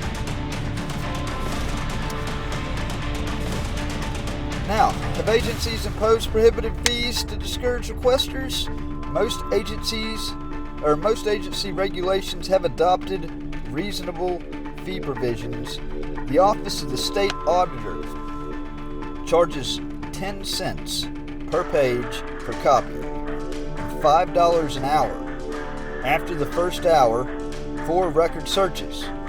By contrast, the State Department of Education charges 25 cents a page, and if the search takes more than 15 minutes, an hourly search fee. Okay? But that's still a free 15 minutes, that's still a free hour at one.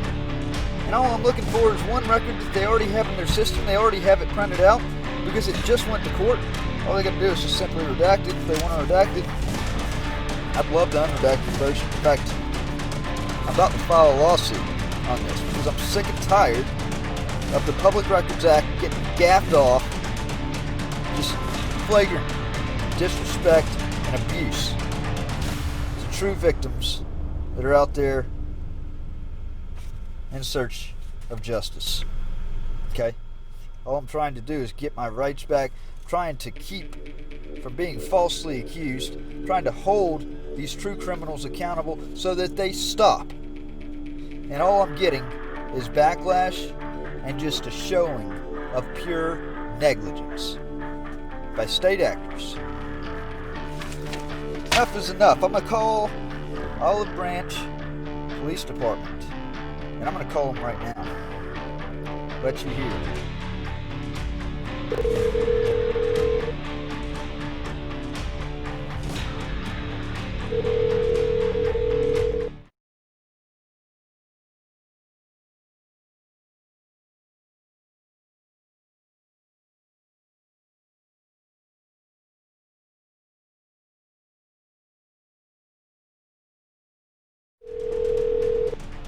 Olive Branch Police, can you hold?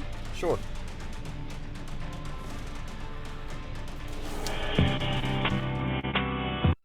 Olive Branch Police. Yes, ma'am. This is Matt Reardon.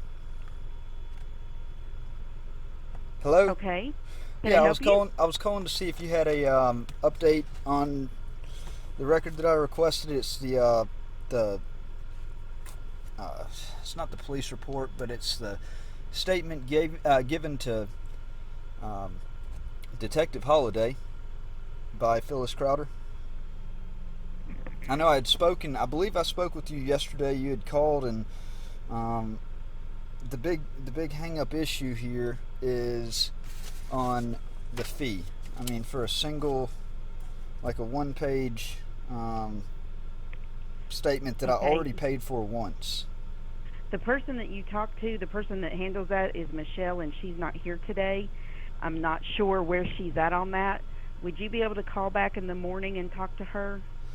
I can, but I mean, we're quickly approaching a legal matter. This is a thing that I've requested a fee waiver for in the interest of public interest. I was falsely accused of a heinous crime of rape, which y'all saw straight through and filed charges against the party.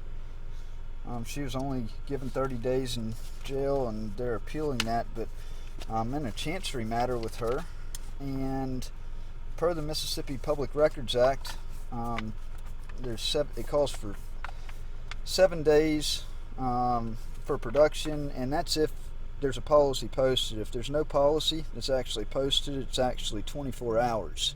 And I mean, is there a supervisor there that I can speak with then? Not regarding a records request. The supervisor will be in the office in the morning if you want to speak to the supervisor. Okay, but I've steadily kind of gotten this thing is steadily getting gaffed off. Who is the police chief over there? Chief Gamage. How about him? Can I speak with him? He's not in the office right now. What about Captain? What's her name? The driver? Captain Driver. Yeah. Yeah, she's not here either. Wow. And none of those people, Captain Driver would not be able to get you a copy of the report. And Captain Driver is at least she's a officer over there, or she's a. Right. I like to look at it as a commissioned officer. I'm a Marine Corps veteran, but I've dealt with Captain Driver. She's well aware. She's actually the one that headed up everything, and I want to make her aware because I understand about the whole calling back tomorrow. Like I told Michelle yesterday, I'm to a point where, you know, my public records requests have been gaffed off in Lafayette County.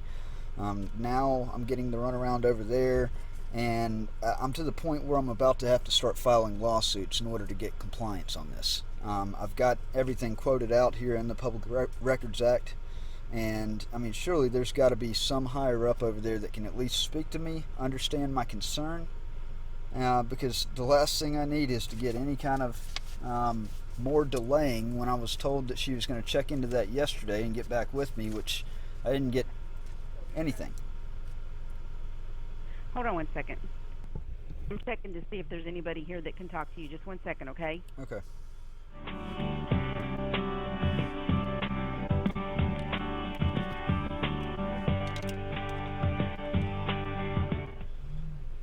Mr. Reardon. Yes. If I can get your phone number, Major Cox is going to look into it, and he said he will call you in just a little bit. He will call you back today. Okay. He's not familiar with the situation, so he's got to, since you don't want to wait till tomorrow, he's got to check into it and see what he can find out. Okay? Yeah, I just want to speak to somebody. That's the thing, is at least I can let him know about this issue so that he can, so that I don't get the same answer again tomorrow and it get kicked What's down your the name? road. It's Matt What's your Reardon. phone number? Yeah, I got your name, your phone number. It's 662. Okay. 205. Okay. 6711. 662-205-6711. Yes, ma'am. Okay. Keep getting the same general runaround. Michelle has told me that the person that handles public records over there has been gone. Then you heard just then that Michelle is who handles public records. I don't know. It's what it is. It's kicking the can down to the next person. There's a whole bunch of plausible deniability that's going on. And Nobody just wants to step up and handle the real problem at hand. Meanwhile, somebody that's been truly victimized by lies and false allegations continues to get more and more victimized, continues to have this child. My child is, I haven't seen my child since January 20th. While my newborn was in Le Bonheur Hospital, had my 6-year-old Lydia for visitation, dropped her off with her mom, and then that's when all the shit happened. She called in a false claim to child services, tried to claim that my wife had hit her. It was another complete lie. My daughter even told child services. Never happened. Child services dismissed it as a complete lie, unfounded. Meanwhile, I still haven't seen my child because then, oops, COVID hits.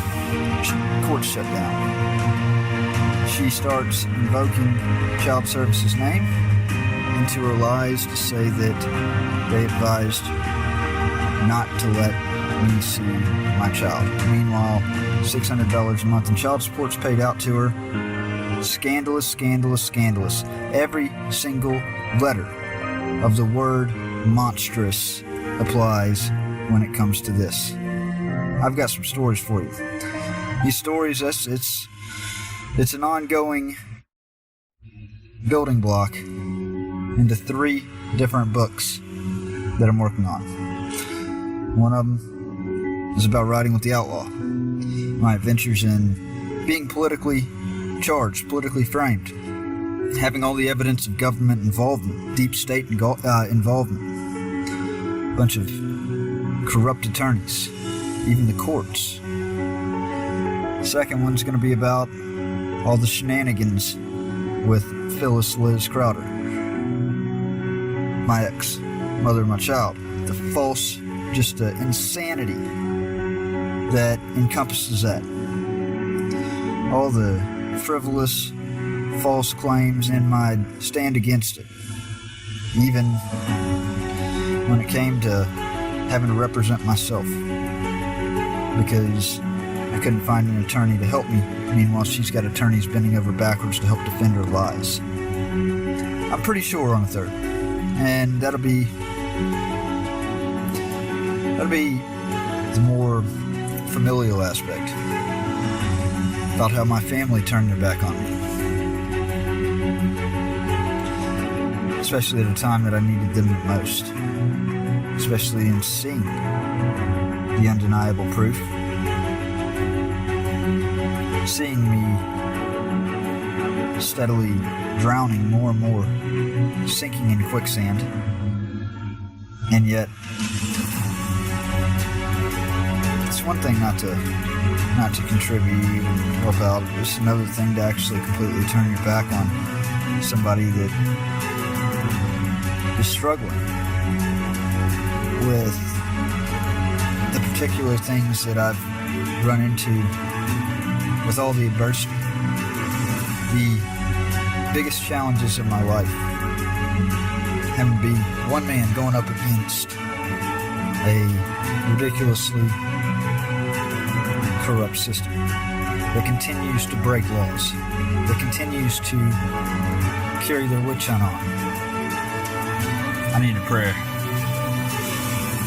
Hi, this is Matt Reardon. You've been riding with the Outlaw. Take care, guys.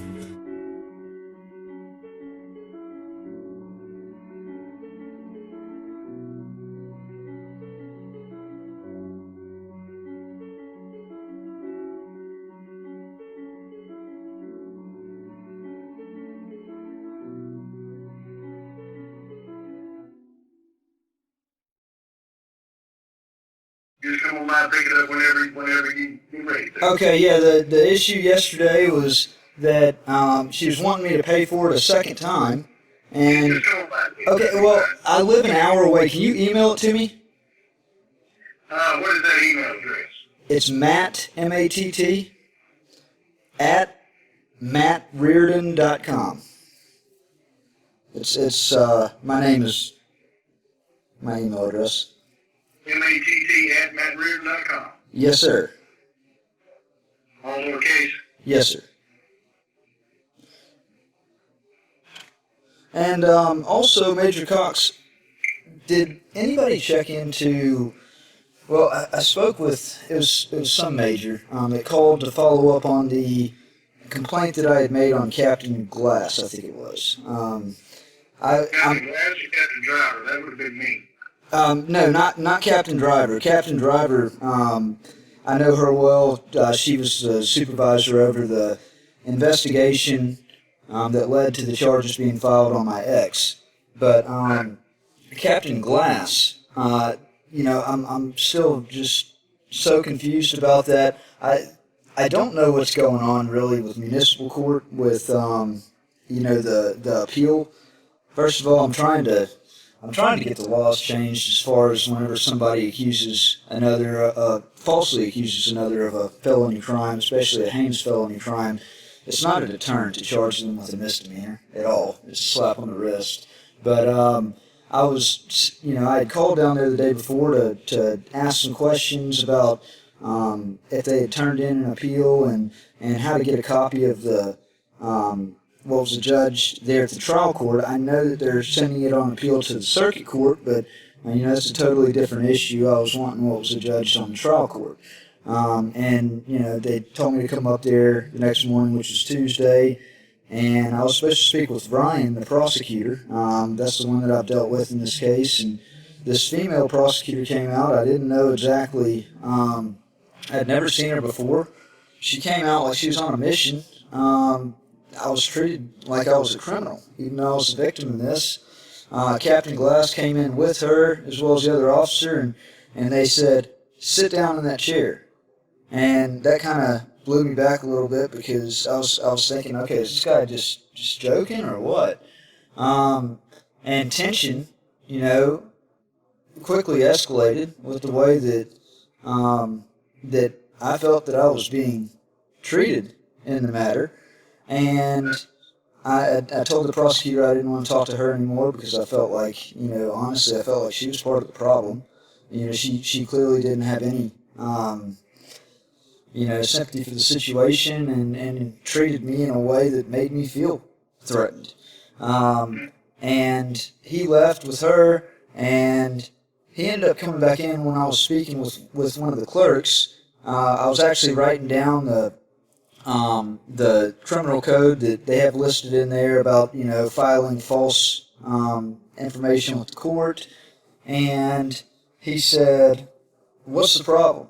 And I said, "There is no problem." I'm talking to the clerk, and, he told me I needed to leave. And I said, "No, I drove up here an hour, on the advice I was given, and I'm here to get, what I came to get." And there was no problem between me and the clerk. And he told me I had to leave right then. And if I didn't leave right then, actually he said, whenever I didn't just straight up argue, like hardcore argue with him, but at the same time, I vehemently disagreed with that. And he told me he was going to arrest me. And I started, so I walked towards the door of the courthouse. I didn't know if he was going to put me in handcuffs or what. And I told him, I said, I'm heading down to the police station next because I need to check on a public record, and I'm going to lodge a formal complaint on this. And I did that. I met with Captain Garcia, and I believe Probably Mr. Stewart then, because he's my counterpart over patrol. Okay. Yeah, so Captain Glass told me if I came back to the court that I was going to be arrested. And so there were still issues that, needed my involvement up there. And I felt like that was way out of line. I'm a Marine Corps veteran. I'm dealing with some pretty major issues with Lafayette County. From it was a witch hunt back in 2017 that I was politically charged and framed for a crime that I never committed. Ruined my life. Had all types of government involvement, so I'm already very untrusting when it comes to, Well, since that time, it's made me very aware and untrusting. But I just, I'm sitting here in total confusion as to what happened that day. And whoever I spoke with, they were gonna check, in some stuff at the court. They were gonna, I guess, talk to the clerk and get back to me. And nobody ever called me back. This happened last Tuesday, is that correct? This happened Tuesday the 27th. Okay, so last Tuesday. Or, wait, Tuesday the 20th? Yeah. It's the 26th or the 27th, whatever that was. On Tuesday.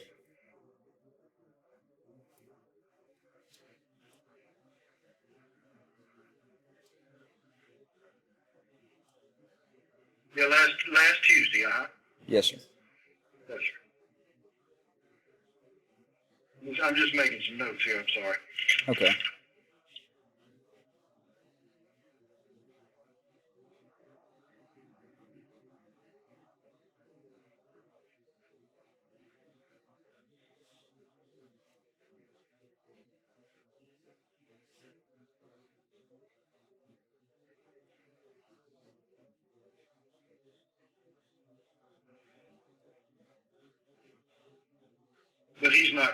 But I'm sorry, Major Stewart has not called you back. No, sir, I haven't gotten a follow-up call on that. I'm sorry? I have not gotten a follow-up call on that yet. Okay. I got the initial call by some major up there, and Well, that would have been Major. There's only two of us, myself and Major Stewart, so it would have been him. okay. I have not called you. Did you used to I'm trying to remember who I believe it may used to be over CID, yes. What's that? I was over criminal investigations until last year.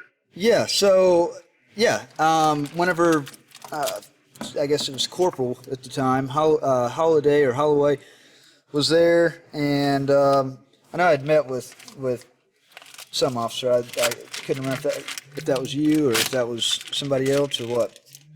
Right. Well, that was I was over CID up until last year when I took over internal affairs. I thought your name sounded familiar. Right. Yeah, I would point you in the direction of a real interesting read. I was told I've contacted about everybody that I could contact on this issue with Lafayette County, and it just seems like it's got deep state written all over it. I mean, I'm literally fighting a one-man, battle against three agencies. Got the FBI fraudulently concealing records, refusing to produce the report from May 25th, 2017. You got the Sheriff's Department refusing to produce the information about the supposed call that came in on the 24th of May. Literally, it's a modern-day David versus Goliath. You couldn't have more evidence than what I've gathered. It should be an open and closed case of, and it involves that many people that they are literally going to, all extents to try to keep it suppressed and to fight me. I just appealed to the Supreme Court a month ago. I just got my designation of record, which is about 100 pages long of court filings, most of them filed by me, because I don't have an attorney that'll represent me, because it involves the mayor of Oxford and her husband, Ray Tannehill, who was just coincidentally appointed to the Mississippi Bar Tribunal by the Supreme Court. He's got involvement in every stage of this thing, and I mean, from what I've gathered, he's got attorneys in fear of representing me. Go to writingwiththeoutlaw.com.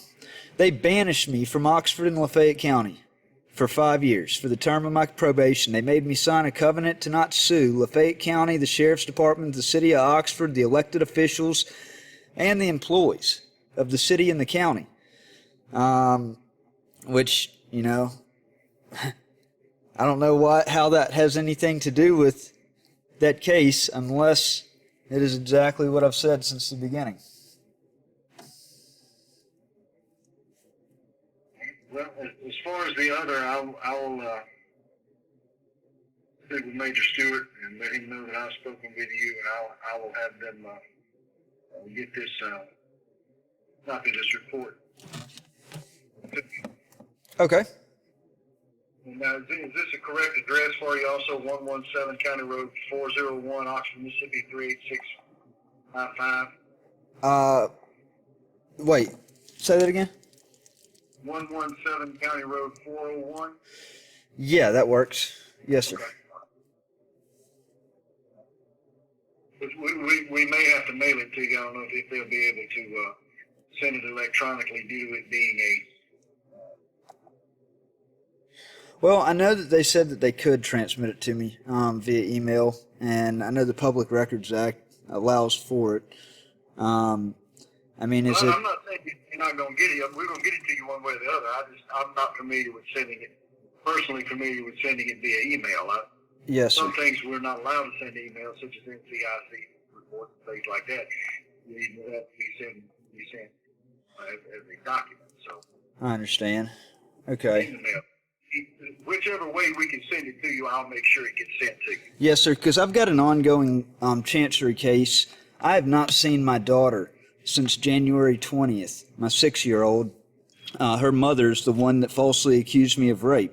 And, you know, she has just nonstop lodged one after the other false allegations and filed false petitions with the court in order to keep my daughter from me, meanwhile taking my $600 a month in child support. So it's very unfair. I filed emergency petitions to get this before the court, and I go to court November 10th, you know, in 6 days, and that's one of the reasons why I was, you know, really trying to get this so I could go through it and review it.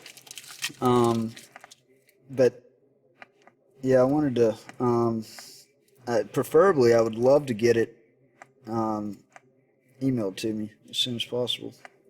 Have you actually had the court itself regarding this particular charge of hers, or is that the one you were saying that had been transferred?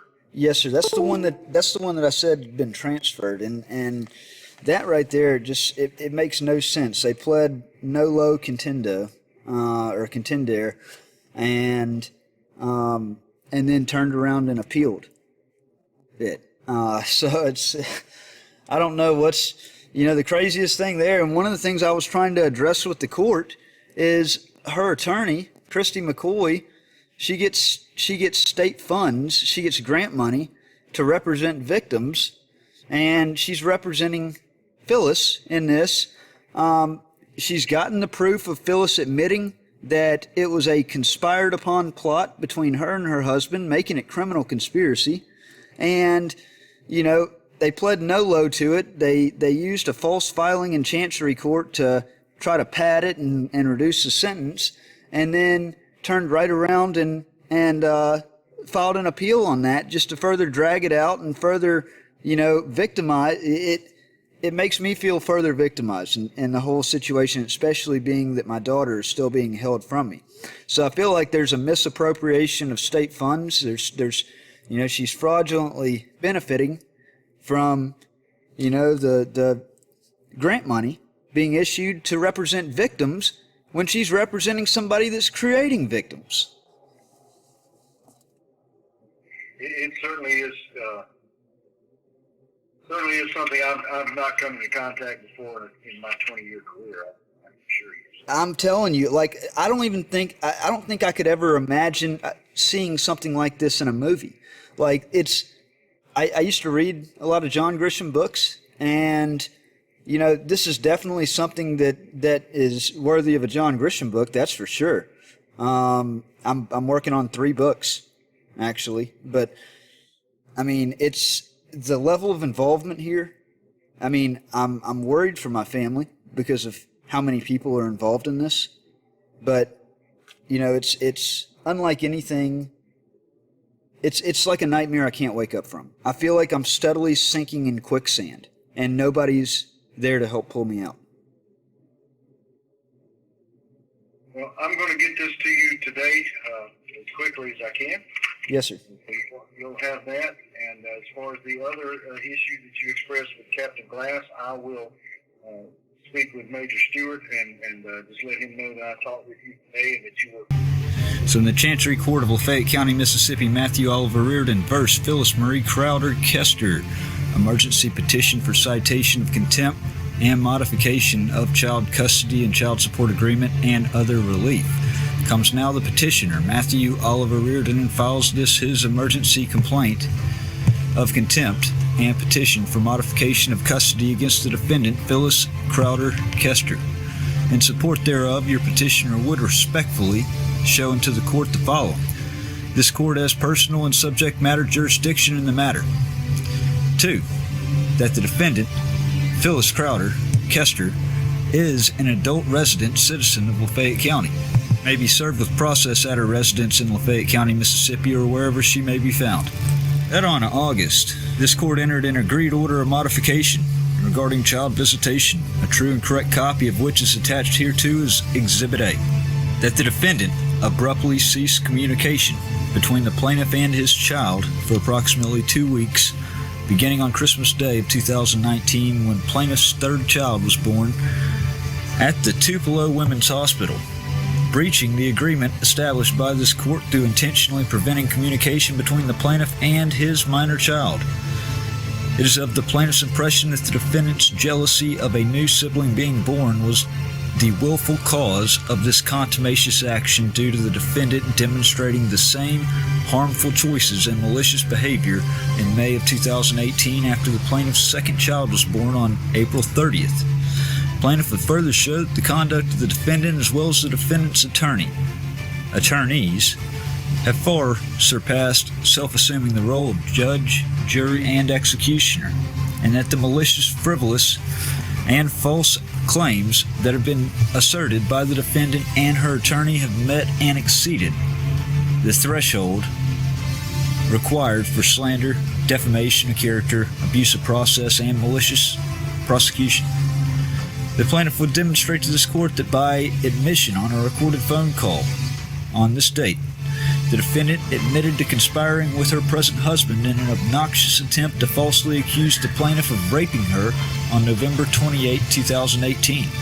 As a result of her criminal actions, Olive Branch Police Department filed a misdemeanor charge and sought a warrant for her arrest in or around January of 2019 for making a false police report.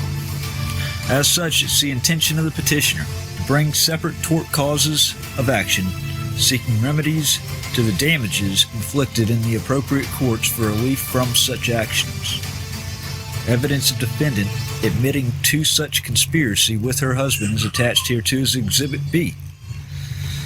As if this wasn't obnoxious enough, and all the legal showboating by the defendant and her attorneys at the intentional compromise of a loving and caring father whom has demonstrated the highest echelon of civility and restraint with defendant, despite the sacred bond between father and daughter severed over and over again at the hands of one that clearly demonstrated a lack of moral turpitude, empathy, and a complete disregard for others, including the minor child. The proverbial last straw came August 26, 2020, when the defendant filed yet again another petition to modify the custody order entered by this court. Said filing not only was a frivolous filing, but one that made no sense whatsoever. The plaintiff would show into this court that through multiple recorded phone calls with Department of Child Services, the plaintiff was advised that complaint, as well as all complaints for that matter, were dismissed as unfounded. And the defendant was and is well aware of that, to include Crowder's most recent attorney, Christy McCoy, who chose to further attack the character of the petitioner, a United States Marine Corps veteran, in a completely vile attempt to defend against the charge levied by Olive Branch Police Department after her client aberrant, reputable, and downright disgusting false allegation of rape placed on the father of her child. With the attached evidence, petitioner would move this honorable court for a trial at its earliest available time. Petitioner would also move this court to consider the bizarre occurrences that have occurred and to grant petitioner an emergency trial on the said facts and additional evidence the petitioner is prepared to present before this court. And the petitioner would assert that if the court is backed up and unable to grant an emergency hearing to grant the transfer, possession of the minor child over to the petitioner, especially in light of the petitioner being denied rights to his child as set forth in the visitation agreement. The whole reason I've been openly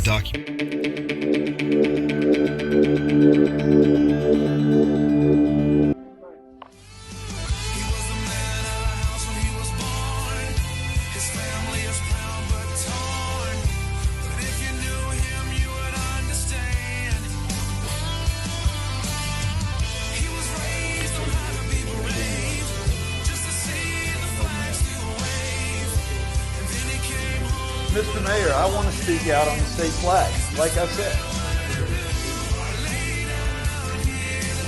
Sure, but this is the taxpayer's house. They have a right to speak. You have absolutely no right to say that they can't speak. No right. Where does that lie with you? You're a cultural Marxist. Every single one of you sitting there are cultural Marxists if you vote to keep the flag down. That is all it is. Complete cultural Marxism. I'm leaving. On it. All right. Yeah, I'm On kicking it. off Say what I season need 2 to of say. Riding with the Outlaw. I just came across a very, very interesting article, and I tell you, this is one of the things it's got me real fired up. In fact, so fired up, I wish I was outside of Justice Court here in Oxford right now, calling for the direct removal of Judge Carolyn Bell. And it couldn't be any clearer, based on the rulings that she has made, that this is clearly somebody who is the biggest existential threat to society, somebody that does not need to be on the bench. You know, in Mississippi, and I talked about this early on during the first season of Riding with the Outlaw. You know, in Mississippi, a justice court judge does not need a law license, a law degree. They don't even need a college degree. And these very people are setting bonds, okay? And what you're going to see right here with this is you're going to see that she was clearly not going by the law, not going by the guidelines, rather ruling off of her own personal opinion, her own personal feelings. And that's something that never belongs on the bench. So Friday, May 25th, 2018, the Oxford Eagle published an article with the title, "Judges Have Guidelines, Some Leeway in Determining Bonds." I was ambushed on the square in Oxford on May 26th, 2017. I was never informed what crime I was being accused of until they got me to the jail, and it was there that they informed me that I was charged with aggravated stalking. And what was alarming about that is I've never stalked anybody, but even more alarming was the claim that was made. On the affidavit, it said on or before May 8th of 2017 that I had put Todd and Ashley Lynch in fear of their life with an AR-15 at their place of residence. Not only do I not know where they personally live, don't care to know. They had a bar in Oxford called Frank and Marley's, and I actually used to frequent that bar every day, every other day, from around the beginning of May. On May 6th, that's actually my wife's birthday, I left to go out of town to New Orleans because the statues there were coming under fire. They were looking at getting vandalized, looking at getting relocated. And so I drove down there to join a larger group of patriots. We were going to take a stand to protect history from vandals, from violence. We weren't there to cause any violence or any problems, but we were ready in the event that did break out. I ended up coming back to town, to Oxford, on the 8th of May, and it was because on May 9th I had a Chancery Court hearing for the first of many frivolous filings by my ex, Phyllis Crowder, mother of my now 6-year-old child. It's the same one that has kept her from me for the majority of her life, unfairly. I have not seen my daughter since around January 20th, when I took her to meet up with her mom for visitation drop-off, and that was when, yet again, she made a false allegation, involved CPS in a rash attempt to try to strip my daughter out of my life. every single time that she has made a filing or called DHS in one of these brazen attempts to try to manipulate her own outcome to basically to keep complete custody of my daughter, meanwhile taking my money, $600 a month. So I came back May 8th to deal with the chancery matter the next day, May 9th, and I met with my attorney. His name was Charles Yao. Sat on the square, and he entered a limited appearance, and we had prepared a counterclaim against her, and he gave it to me.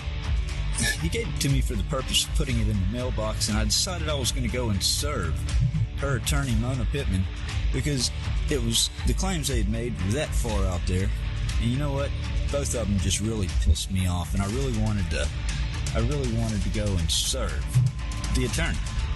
Probably against the Mississippi Rules of Civil Procedure, but you know, it didn't matter, because to me, the false claims that she made, those superseded anything like that. So I went on a journey. I was actually on a live stream the entire time. It was probably about an hour long. I've got that live stream still. Funny thing about it, people were trying to give me directions on where to go for Mona Pittman, and Mona never kept an accurate address.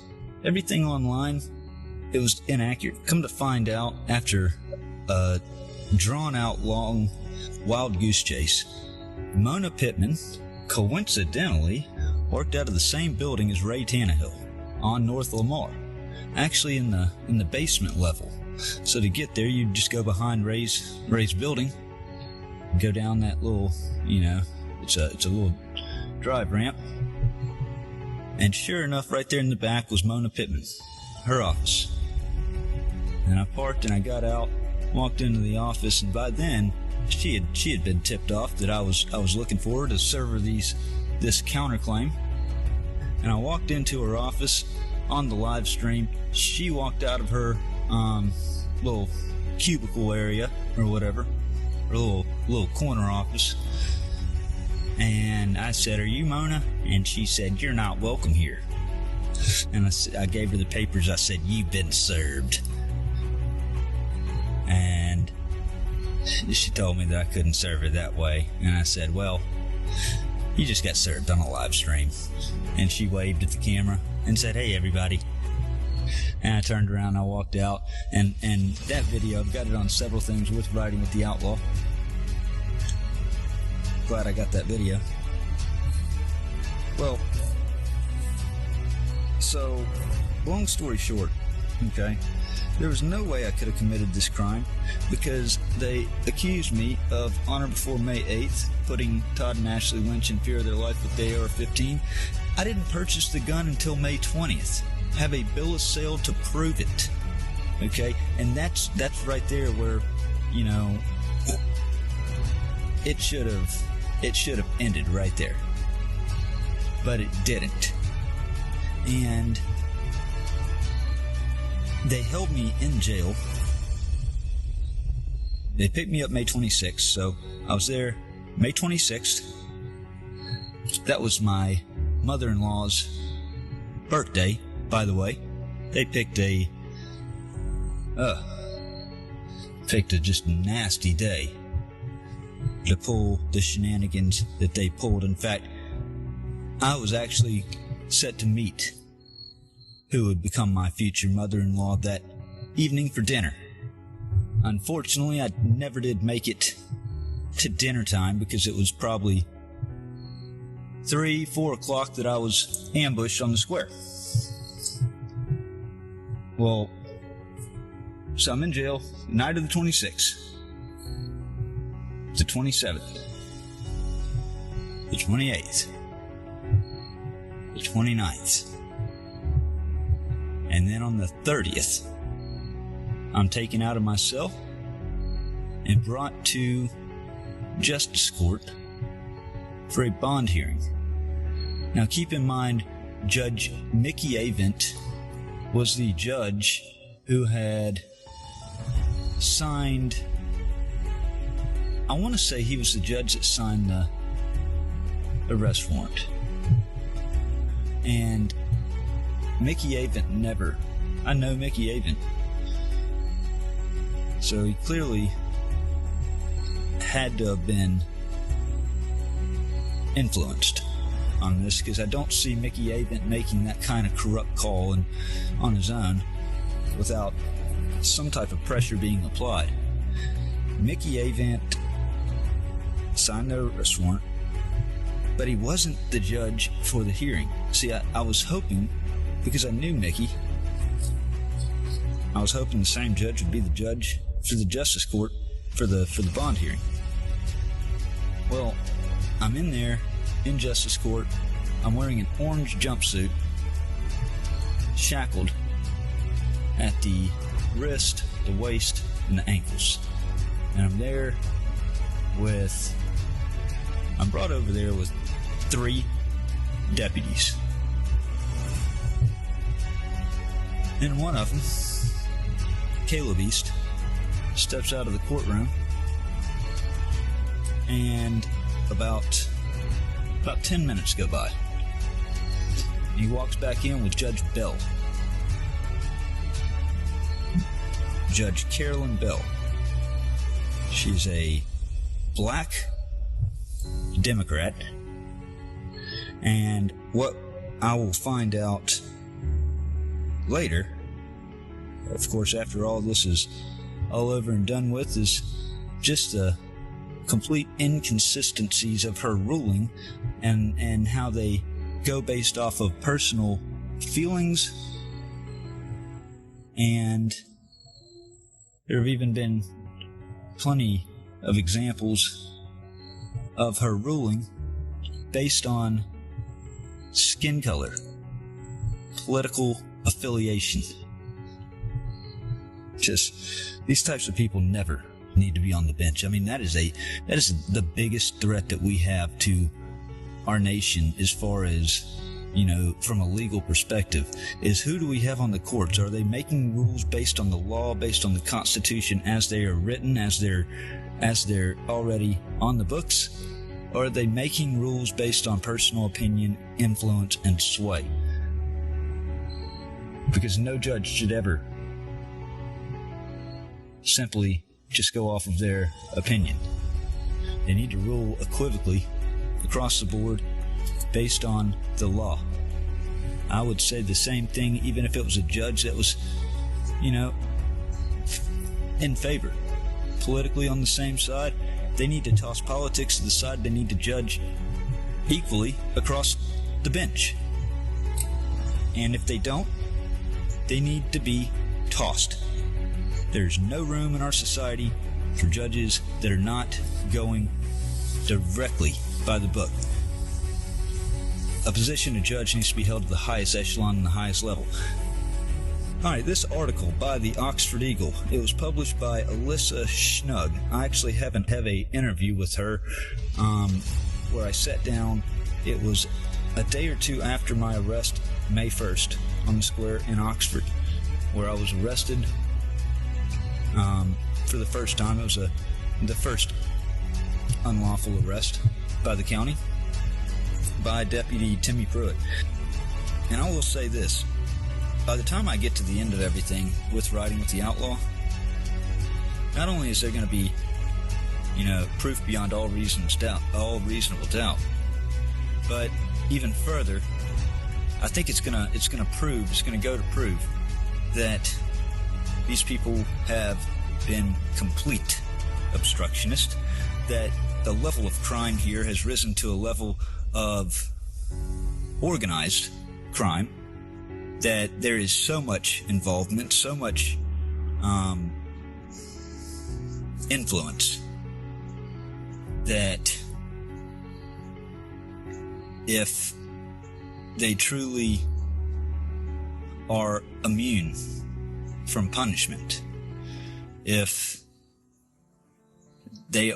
I'm time barred because of their obstructionist tactics, and they don't if they don't overlook the time barring because of how heinous all this is and the level of involvement, and how they have purposefully obstructed the law and obstructed my life, my ability to seek justice, then we don't even have, there's no justice. You know, there's truly no justice. And I don't know how they can ever expect anybody to truly follow the law whenever these people are breaking the laws worse than anybody else. Total flagrant abuse of the badge. So, the article published by the Oxford Eagle, Judges Have Guidelines, Some Leeway in Determining Bonds. This is published by Alyssa Schnug, 9 a.m. on Friday, May 25th, 2018. And it says, a person is arrested and charged with a serious violent crime against another. Within 48 hours, the suspect must go before a judge to determine whether they will be given a bond, and if so, how much and what type. And that's the truth. They have 48 hours, 2 days, to bring the person before a judge. So, why is it that May 26th, okay, they did this, ironically, this article came out exactly 1 day prior to a year after my arrest. I'm in there the night of the 26th, the 27th, 28th, 29th, and 30th. Every bit of 96 hours. Nobody has yet to give me any type of explanation as to why they could so harshly go against established requirements right there, and how all this could not be tossed immediately anyways. It goes on to say, in Oxford and Lafayette County, that job falls to the Lafayette County Justice Court and its 3 judges. The victim of the crime learns the suspect was given a reasonable bond and is back out on the streets, while the victim is 100% sure that the suspect is guilty by right of the U.S. Constitution. Everyone who is arrested is presumed innocent until proven guilty in a court of law. Then it goes on to say, bond is not supposed to be punitive or intended for punishment, but to ensure that defendants will appear for court hearings, said Lafayette County Justice Court Judge Mickey Avent. The 8th Amendment to the United States Constitution prohibits imposing excessive bail. In 2016, the Mississippi Supreme Court put out a recommended range of bail amounts for judges to set in felony and misdemeanor cases. All crimes except capital felonies are bailable offenses in capital felony cases when the proof is evident or the presumption great, and when the accused person is previously convicted of a capital offense or an offense punishable by imprisonment for a maximum of 20 years or more, a judge can deny bond. In all other crimes, judges are highly encouraged but not mandated to follow the sentencing guidelines that include manslaughter, $10,000 to $1 million,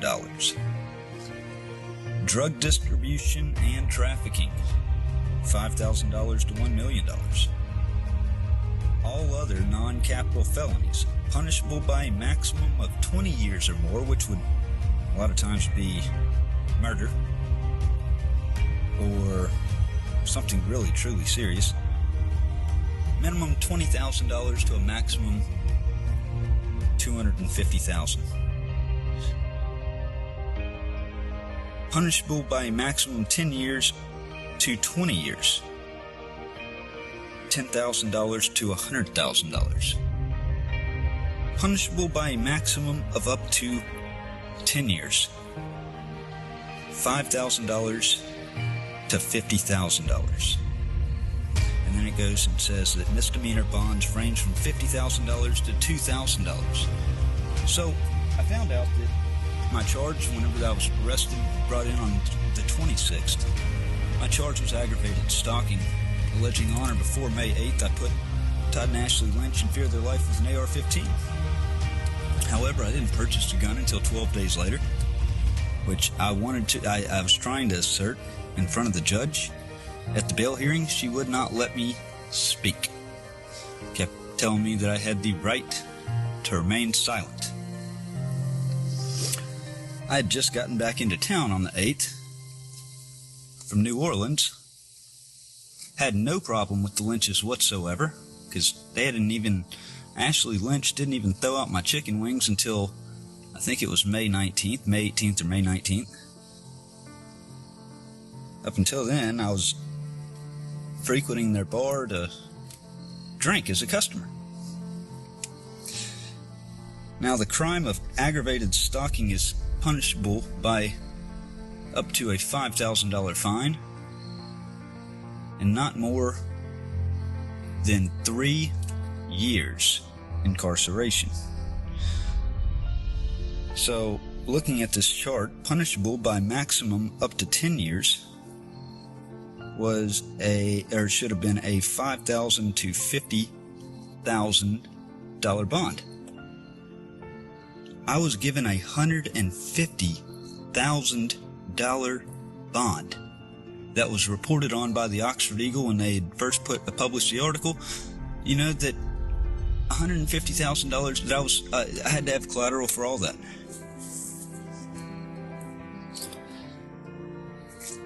This chart also says judges are also encouraged to set most bonds on the lower end of the guideline ranges. Avent says the Mississippi Supreme Court has set forth certain criteria to be applied in determining the amount of bail that should be required as a prerequisite to the defendant's release. Those criteria include how long the suspect has lived in the community, their employment status, their family ties and relationships, reputation, character and mental condition, prior criminal record, nature of the offense, the level of violence and the type of weapon used, flight risk indicators, and whether the suspect poses a safety risk to the community.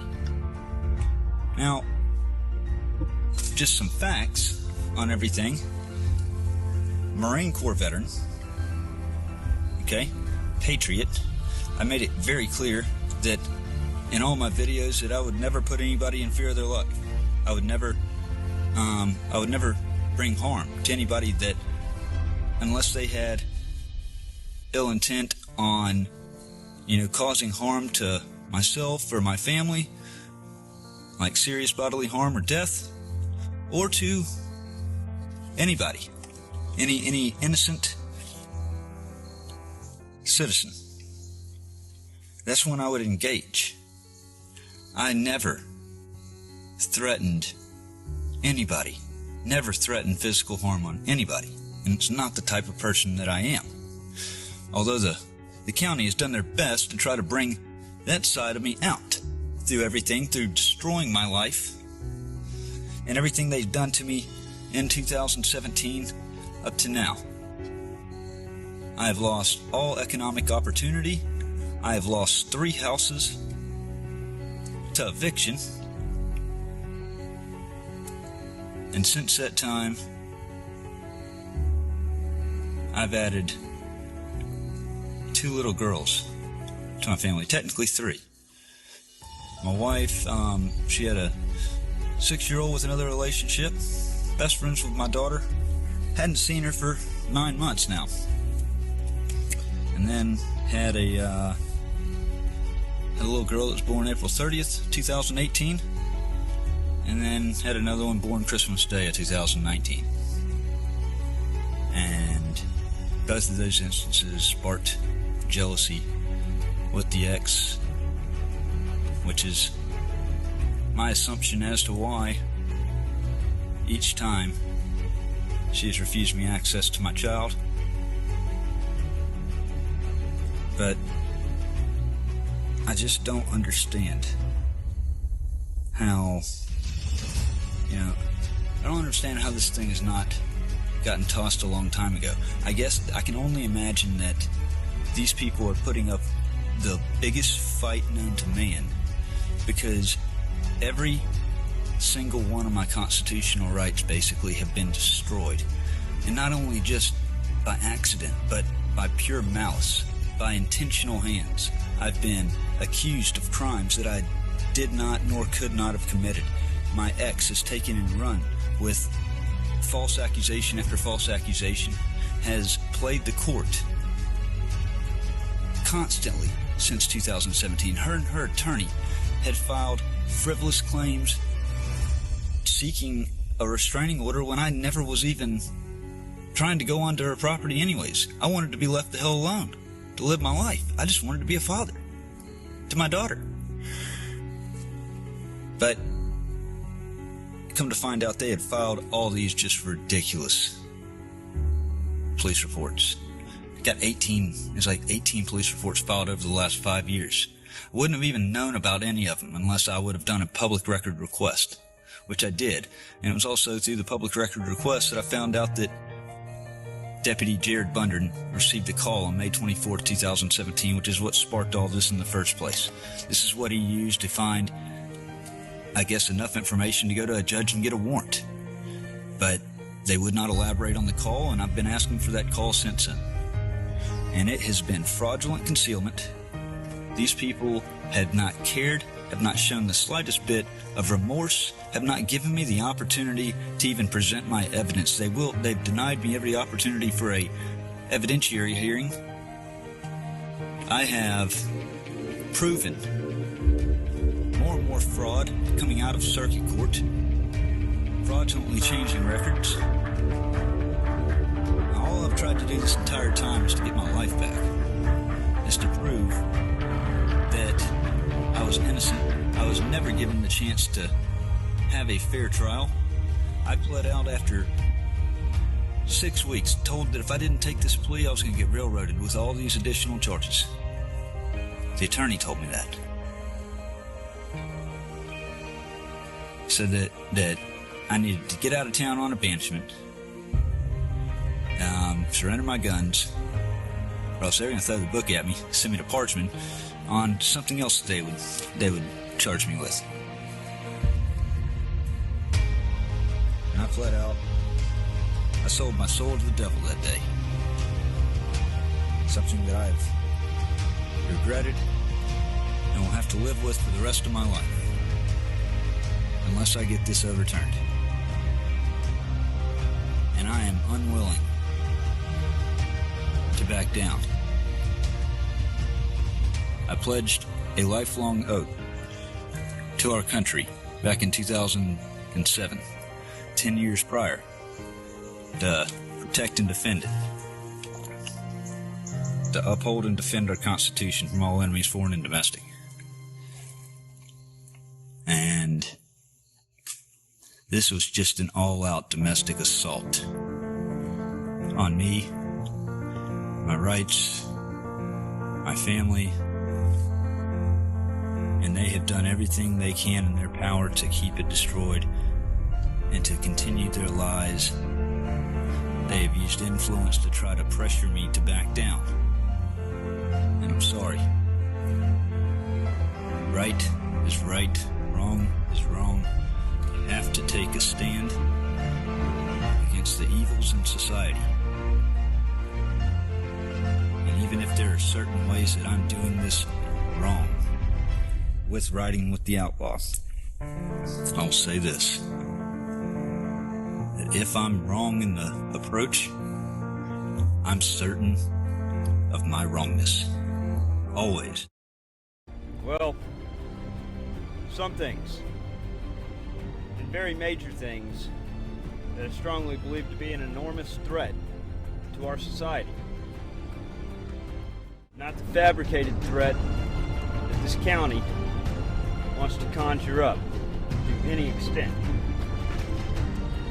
First off, why Lafayette County feels it's okay to not comply with the legal obligation to produce public records upon request, and fall back on a pathetic scapegoat excuse of it being because of riding with the Outlaw and the publishing of my discoveries on my website, to also include the Oxford Outlaw Facebook page.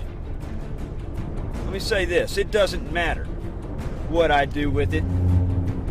The fact is, it's a public record, and it holds high relevance to my case, which I've thoroughly stated. Not to mention the First Amendment. It's the cornerstone of our rights as citizens, and can be attributed to the freedoms we have and enjoy today. Does Lafayette County feel that it has complete immunity protection through its sham and obnoxious coercion tactic, the covenant to not sue? Do they feel it gives them the right to not comply with a FOIA public records request, which has now been upgraded to a public records demand? And are the taxpayers of Lafayette County pleased with their leadership,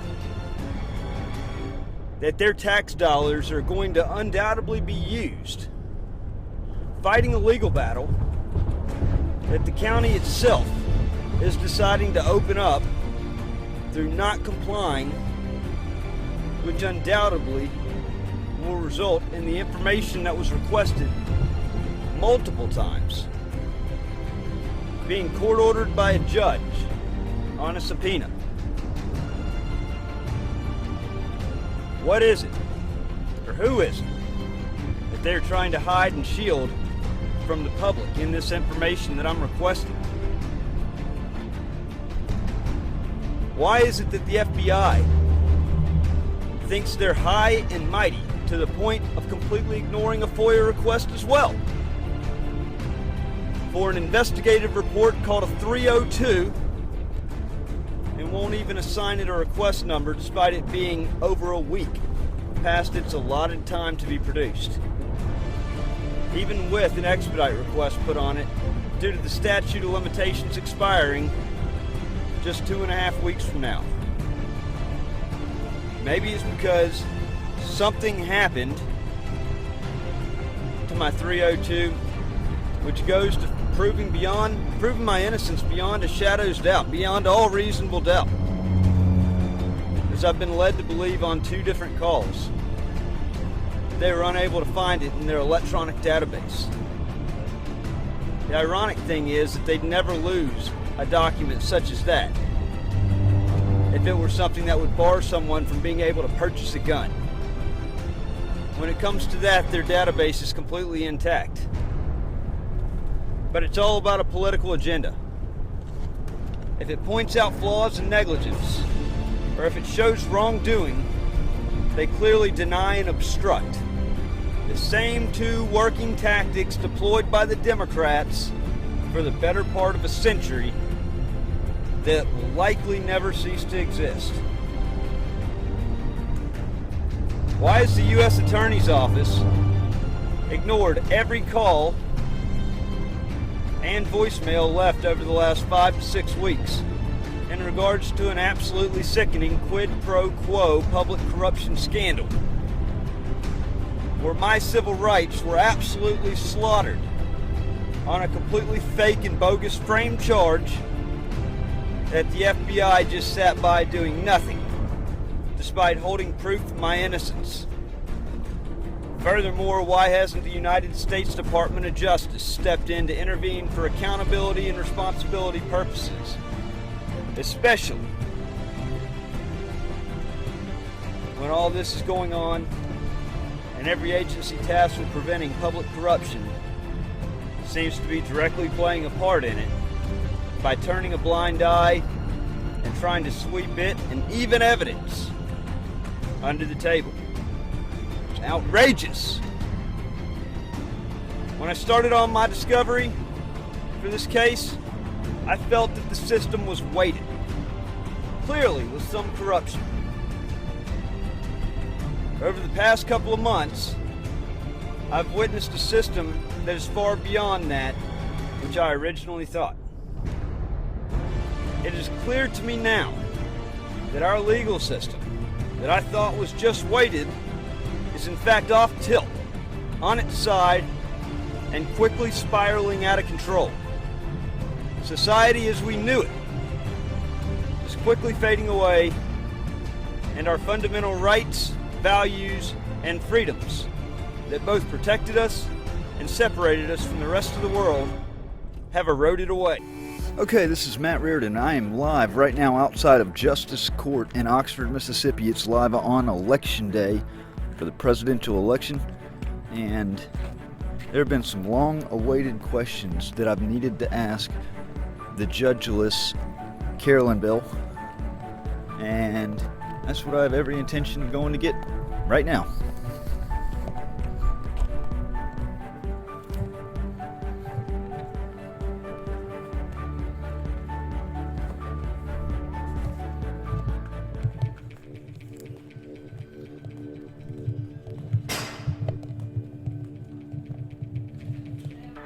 Yes, ma'am. I'm looking for Carolyn Bill.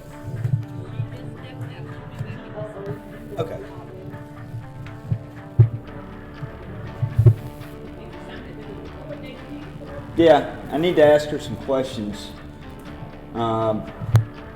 She's made some very controversial rulings over the past few years. She ruined my life, and she's ruined many others' lives. She's a lawless judge. She's a puppet. She's a puppet. Yeah. I'll still wait. I came with a purpose. Then I'll at least film her refusal to not talk. Okay. Okay. Well, she is an elected official, so she'll be up here at some point. I'm sure she'll be up here at some point. Not today? Okay.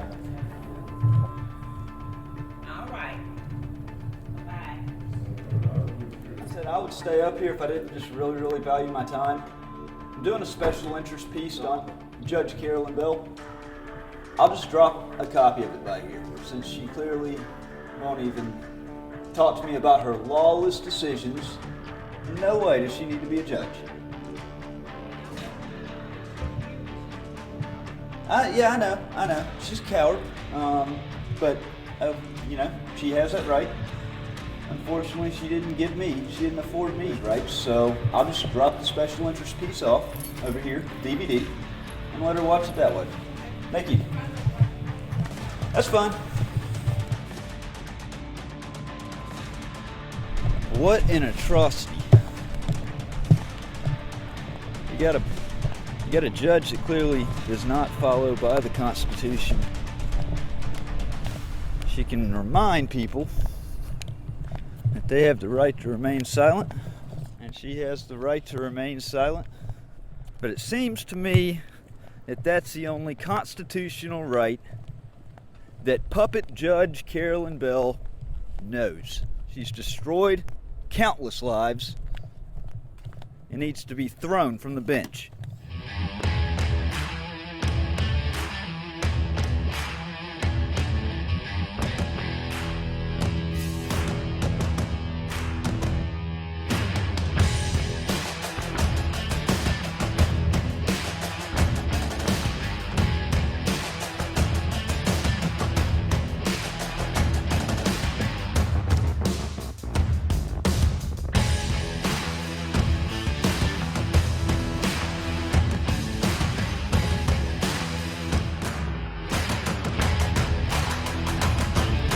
Make America great again.